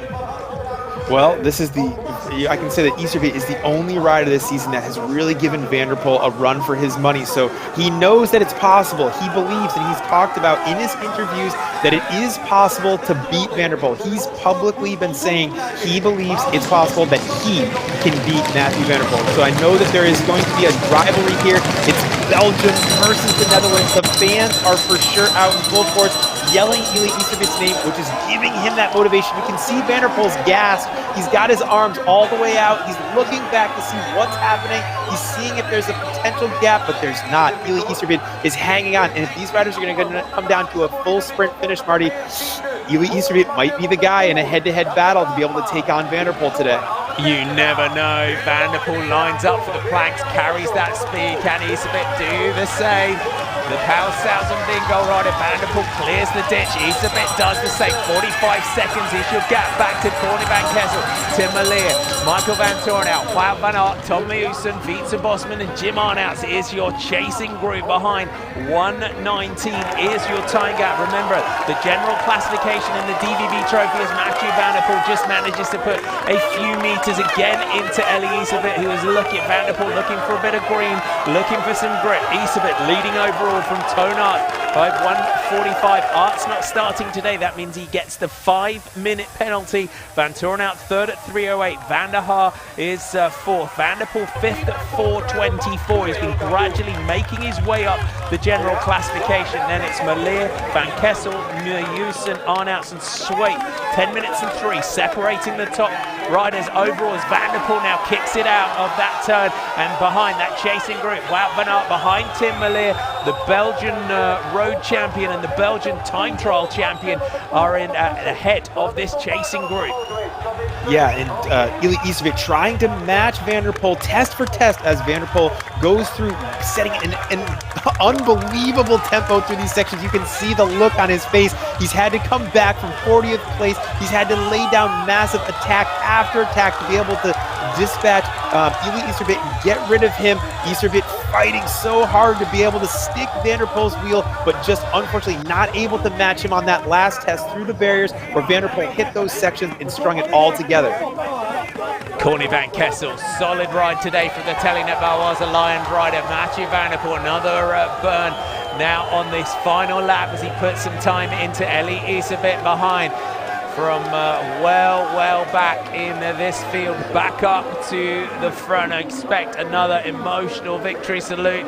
I think this one now, that barring disaster from Mathieu Van der Poel, that long muddy section that Van der Poel has managed to ride. He's absolutely smashed it through that section, lap after lap. There is your gap now. Back to Eli Iserbyt. I've had a fine performance from the Paalsausen Bingo rider today as he tries to challenge Mathieu Van der Poel for the victory. Yes, Eli Iserbyt had a heck of a season here. As he comes through, we're going to see the gap to Iserbyt, but it's definitely gone out. Not able to be able to match Van der Poel's last attack as he goes down now. It's about 11 seconds back to Iserbyt, but don't forget, Marty, Iserbyt has had one heck of a season. You went through his accolades earlier in the call, but definitely winning those first World Cups, traveling all over the place, second at the European Championships, just some of the ones that I remember. He's had such an incredible year. He's leading this DVV series, so there's a lot of things to be happy for. He's put on a heck of a performance here today, and he really made Van der Poel dig for it in what is considered to be, in my opinion, one of the hardest tracks that we've seen in Loenhout in previous years. It is. It's fast. It's technical. It really has given us some great racing to do. A lot of you asking the progress side, the update on the teammate of Corny Van Kessel, Lucinda Brand, Telenet Baloise Alliance, saying they'll update us on the medical condition of that one later on. A huge crowd roaring on Mathieu Van der Poel as he heads towards his hat trick of victories here in the Azencross in Loenhout. The winner in 2017, the winner in 2018. Here's Wout van Aert with Tim Merlier behind a really good race. The comeback of Wout van Aert. It's again a phenomenal performance from the Jumbo-Visma man to come back into racing and be this strong and up here and challenging those riders that have been out there all season.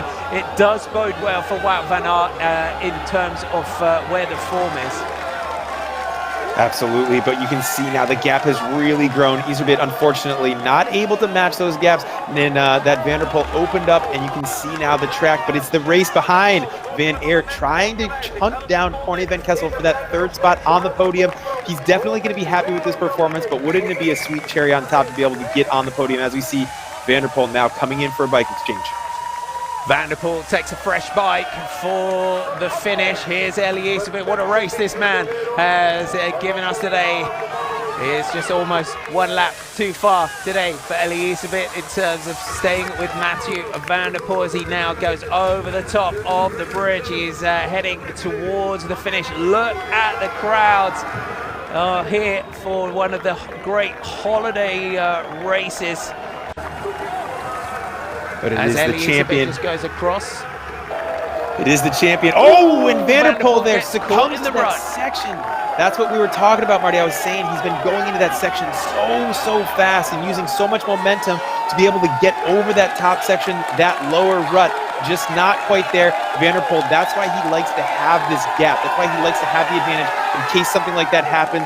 Iserbyt now, though, is not even in the picture. He's not able to even see the mistake that happened to Van der Poel, so he knows he's just coming in now, riding this last whoop section. He's had a fantastic day, but Van der Poel always trying to put on a show for the fans as we see this replay. There you have it, just digs into that rut, gets kicked to the left, just comes to a halt there, someone holding him up there just with that wooden post. It's not going to be enough to allow Eli Iserbyt to get back into the front of the race. Mathieu Van der Poel is heading towards a really solid victory today. Here he is into the home straight. Celebrate your world champion. This man, the grand champion. These are the days when it shows that he is the Wizard of Cross, the king. Mathieu Van der Poel battling back from that first lap crash. Eli Iserbyt sprinting in behind. Remember, every second counts in the general classification. But Mathieu Van der Poel high fives the crowd. The Corendon Circus rider punches the air. A superb victory for Matthew van der Poel today. It's going to be second place for this man. What a race he gave us. Ellie is a bit out there with Corny van Kessel. For most of the race, he had to dig really deep for that one, and here is going to be your third placed rider today. Corny van Kessel into the home straight. He manages to hold off this group, which is being led by Tim Merlier and Wout van Aert. Can Van Aert take a fourth place? That would be a great finish today. A real powerhouse though is Tim Merlier. Van Tornout, Meusen and Bosmans just off the back of this group here. 8 seconds the gap to Isabit in the end of that one. They're concentrating on this fourth place sprint. Corny van Kessel comes in to the finish for that one. Let's see where that sprint for fourth is going to start. Tim Merlier leads out. Wout van Aert right on the wheel. Van Aert has a glance back. Merlier is leading out. Wout van Aert, can he give himself a fourth place finish today? Wout van Aert looking to start his sprint. He hasn't got it today. Tim Merlier comes in for fourth, but it is a fifth place for Wout van Aert. What a return. Meusen comes in for sixth. Jeremy, we said top 5, and he delivers. He does deliver. He's going to be so happy with that. He pointed to the sky. I'm not sure exactly what he was looking for there, but man, that was awesome. He's so happy just looking up this thing and being thankful for that opportunity to be able to be back out there racing at the front of the race. This is now his progression forward from this point on. That's the line in the sand. There's no looking back. As you see his wife there in that leather jacket there, excited, also giving a wave to some fans and friends. So not a bad day out for him, as we see Felipe Orts there trying to take as many of these spots that he can. A great ride for the Spanish national champion. But man, what about Corny van Kessel holding off, getting that third place in a C1 here in the DVV? Great day for Corny van Kessel. Indeed, it's 11th. Maar de winnaar, Mathieu van der Poel. Dankjewel Dankjewel om je fiets te vergeten op die brug. Het heeft voor een kijkstuk gezorgd. Ja, het was heel lastig in al race. Het is moeilijk parcours om zomaar posities op te schuiven. En, ik kon er ook niet veel aan doen. Het was een zandzak dat los lag op de brug. Dus eigenlijk was ik al half op de brug. En toen reed ik op een zandzak die helemaal uitstak. Dus ik kon er ook niks aan doen. We zien het nog eens terug en jij voor het eerst nu ook. Ja, en het duurde ook even dat ik mijn fiets terug had. Omdat er natuurlijk al die renners achterop komen. Dus ja, ik kan niet veel anders doen en rustig blijven op zo'n moment. En dan ben ik gewoon mijn eigen koers beginnen rijden. En stiltjes aan proberen renners op te rappen totdat ik ineens van voor in de wedstrijd zat. Averij was wel 40 seconden en eerlijk is eerlijk, jouw vader geloofde er niet meer in. En hij gaf dat grif toe. Hij gaat niet meer vooraan eindigen. Vandaag is het niet voor de overwinning. Ja, ik moet zeggen dat ik dat eigenlijk ook dacht, want ik heb 2-3 keer in de eerste rondes in de verte getuurd. En ik dacht telkens dat ik de eerste zag rijden, maar dat bleek dan nog maar rond plek 20 te zijn of zo. Dus ik was eigenlijk ook echt heel ver achter. Ik verschoot er zelf een beetje van, maar ja, ik zei het, ik heb wel denk ik mijn koers goed ingedeeld. Altijd rustig proberen gewoon mijn tempo te vinden waar ik heel de wedstrijd aan kon. En ja, dat laatste gatje dat geeft natuurlijk wel moraal als je dat kan dichten. Je had je handen vol met dat kereltje dat hier naast ons zit. Zo is het elke week wel iemand. De ene keer Toon Aerts op zijn allerbest. Vandaag Iserbyt die, ik ga niet zeggen uit zijn as verrijst, maar wel heel erg goed was. Je hebt er je handen vol mee. Ja, zeker. Ik moet zeggen dat bij mij het beste er ook een beetje af was na die inhaalrace. Dus ik zat ook redelijk op de limiet toen ik vooraan kwam aansluiten. Dus er zat niet heel veel meer op om echt hem te doen kraken. Dus ik heb geprobeerd gewoon door op kop het tempo hoog te houden en hem in de fout te dwingen. Nog één ding, het is een bijzonder zware eindejaarsperiode. Heel veel crossen op korte tijd. Word jij hier beter van? Ja, normaal zou ik zeggen van wel. Maar ik vind het flitsende zoals vorig jaar, dat heb ik gisteren ook gezegd, is er niet echt. Maar ik kan wel heel goed een tempo rijden heel de wedstrijd waar zeker hoog genoeg ligt. En dat wil wel zeggen dat mijn basis top is en daar ben ik ook tevreden mee. Mensen lopen nu gillend hun huis uit. Als je zegt dat het flitsende er niet is, wat gaat het dan geven als het toch gaat flitsen? Nee, maar ja, ik zeg het is het een of het ander. En dat is ook wat ik gisteren ook aangaf, dat we toch een iets andere aanpak hebben. En daardoor iets meer duur aan trainen dan echt dat specifieke interval. En ik ben heel tevreden hoe dat de vorm is deze eindejaarsperiode. Dus ik ben ook dik in orde, want anders kom je niet terug natuurlijk van achteruit. Maar ik merk gewoon dat inderdaad het interval iets minder is. Sorry, toch nog één ding. Wout van Aert eindigt 5e. Jouw voorspelling komt uit. Gelukkig. Maar niet echt verrast dus. Nee, niet echt. Het was zoals ik zeg te verwachten. Ik heb ook gevolgd wat hij gedaan heeft en ik wist dat hij in vorm ging zijn. Dankjewel, Mathieu van der Poel, de winnaar. We gaan verder met nummer 2 die met de voetjes in het water zit. En Elie Iserbyt.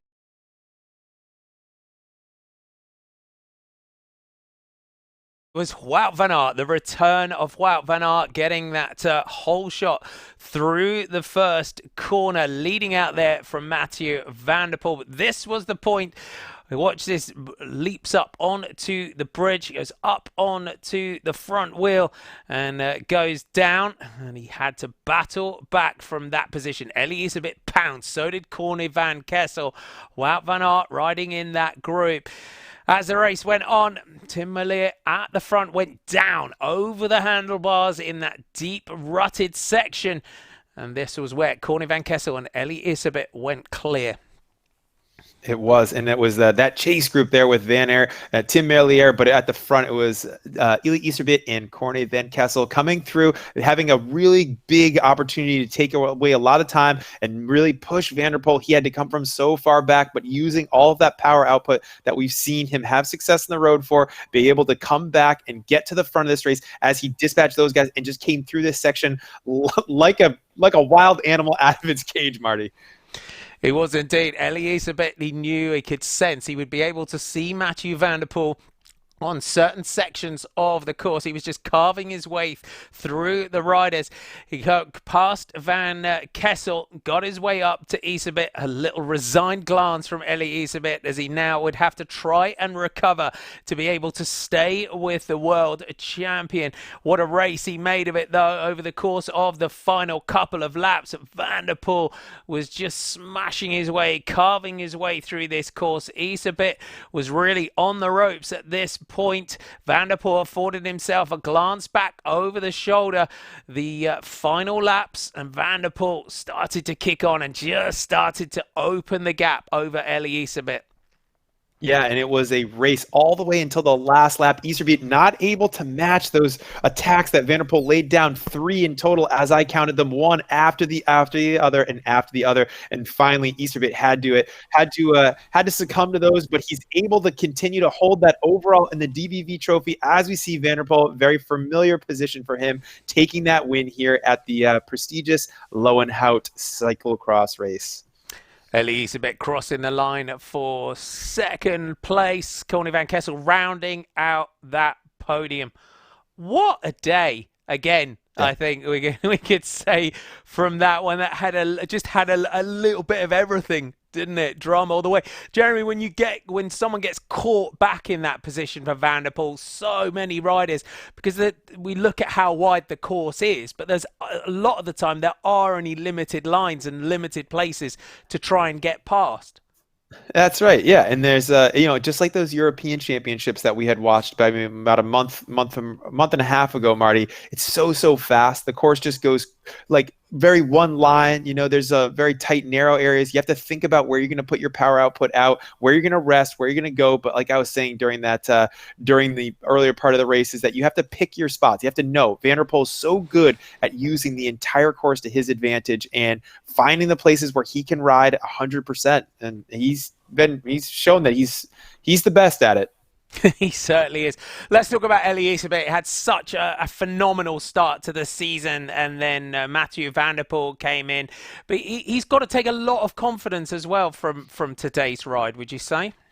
I would say so. Yeah, he's definitely shown that he's able to match Van der Poel. Of course, Van der Poel was excellent today. He had the course nailed. He had a lot of power in his legs. He's been going so well. He's recovering from each of these races. Maybe Elie Iserbyt yesterday said, you know what, at Zolder, I'm not going to go 100%. I want to do a good race in the DVV Trophy. And, the truth is that he dropped out at Namur, so he's not in the overall as much in the World Cup. So this is a bigger opportunity for him to focus on. He decides to go all in on today's race and comes close, but doesn't quite match Van der Poel at the end. Van der Poel had to dig so deep. I can tell when Van der Poel's on the limit, when his arms get kind of almost inside out on him, and he just looks like he's giving everything he can. That's how we know he's the true champ that he is, and he's able to take the win even under kind of crazy circumstance today.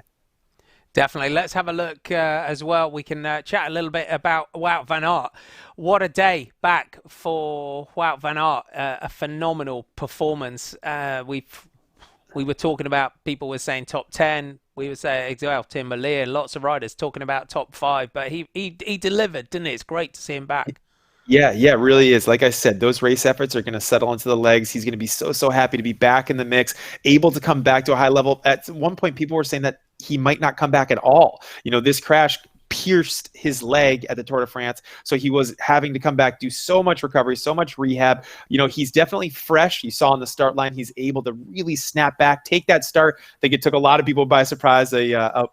Whoa, what's going on out there? Wout van Aert's at the front of the race all of a sudden, so maybe we underestimated what he had been doing in his training, but comes back, the champion that he is, 3-time world champion, Belgian champion. He comes back and he's right back in the mix, drilling it, chasing things down, getting those race efforts in. It's great for cyclocross. It's great for Wout van Aert. It's a huge success. It's a mission accomplished, but it definitely leads for us for some great races that we're going to be able to call during the classic season and the Olympics and so on and so forth for Wout.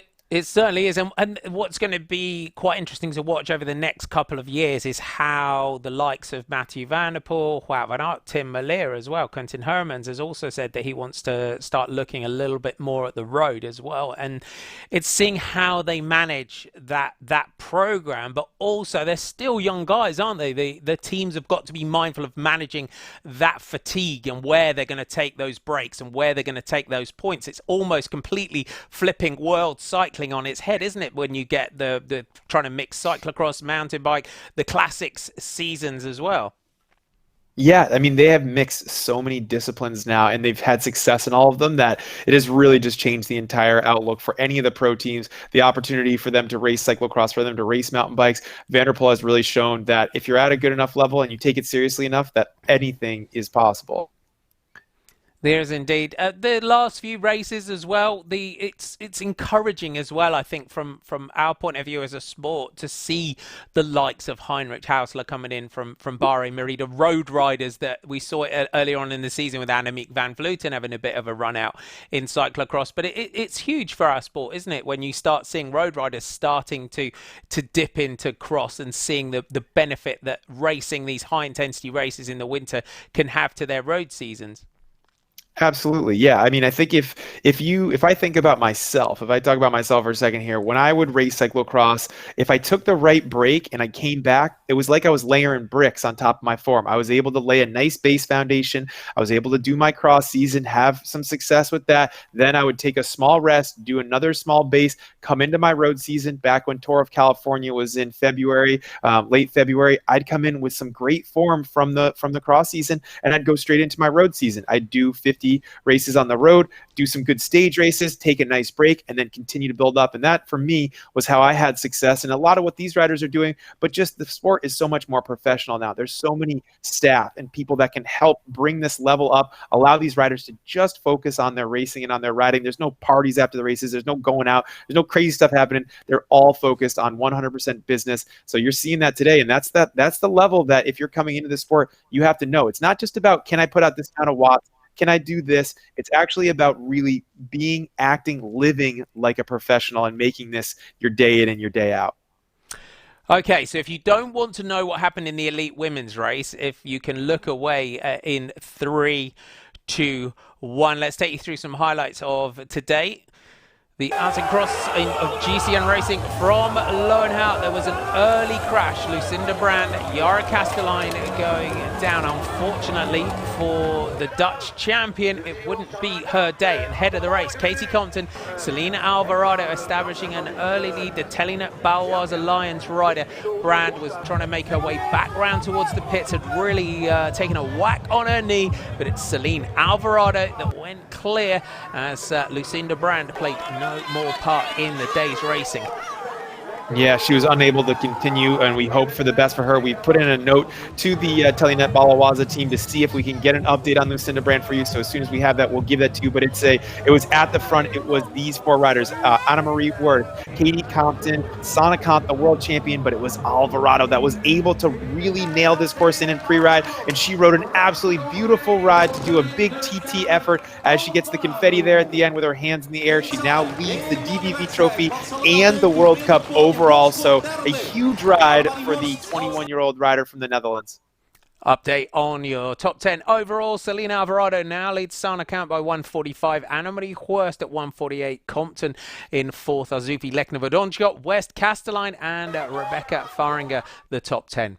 Into the elite men's race, Wout van Aert led off. Mathieu van der Poel, the world champion, goes down on the bridge where Lucinda Brown had done in the elite women's race.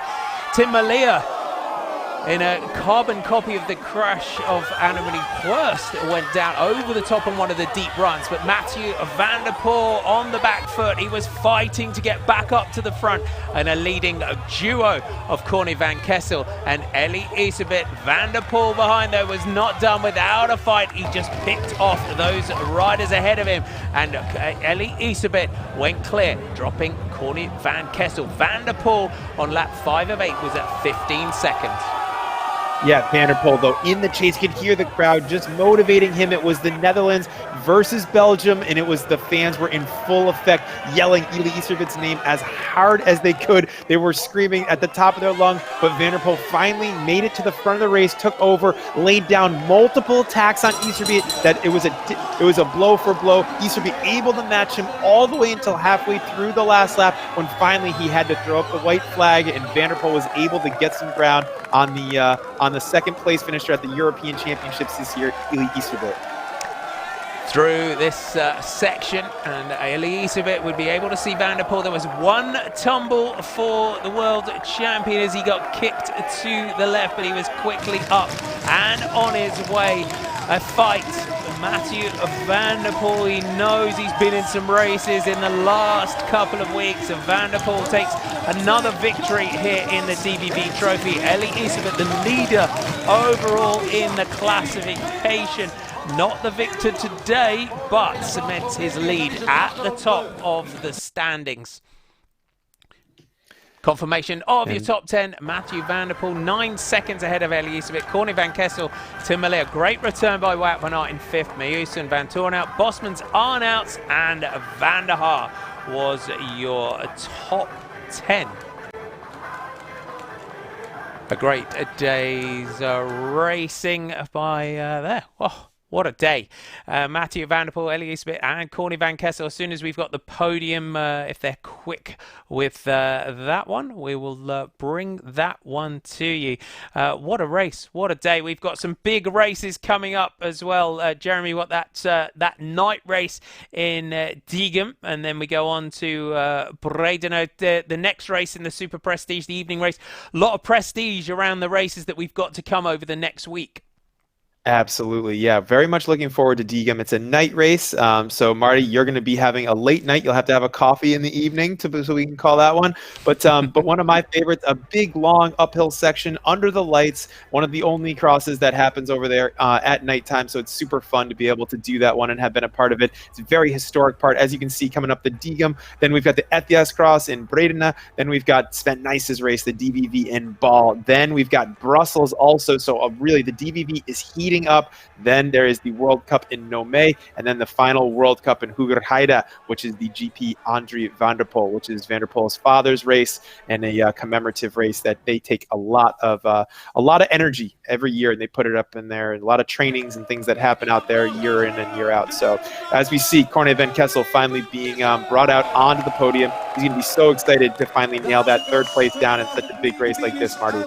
He is indeed. Great to say Corny van Kessel, as he said, it just seems to have the fire back this year. Corny van Kessel off to pastures new. We'll see a lot of riders in new colours in the GV Sven Nice, and Corny van Kessel will have a bit of a boost going into that second place for Eli Iservit. A great battle by the Power 1000 bingo man today.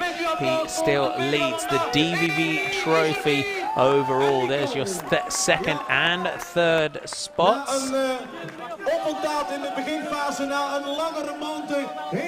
And our winner today, we thought after that first lap, would he find his way back? But you can't keep the big man down. The fans out in force, you can see there.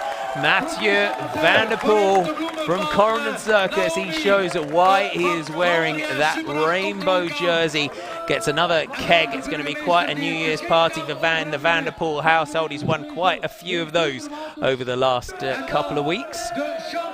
Yes, he has. There's a lot of drinking to be done if you're Van der Poel, but maybe not. Maybe just the mechanics are like, they're just stockpiling for, well, I don't know when they have any time off. This guy's always racing, so hopefully they can sneak in a few beers as we see here the big presentation here of Mathieu Van der Poel at Loenhout, one of the most prestigious races on the circuit. So many fans come out during this Christmas period to watch this race and cheer these riders on. It is definitely, as a rider, it is a highlight of the year to race this one. There's your podium. Mathieu Van der Poel from Elie Iserbyt and Corne van Kessel.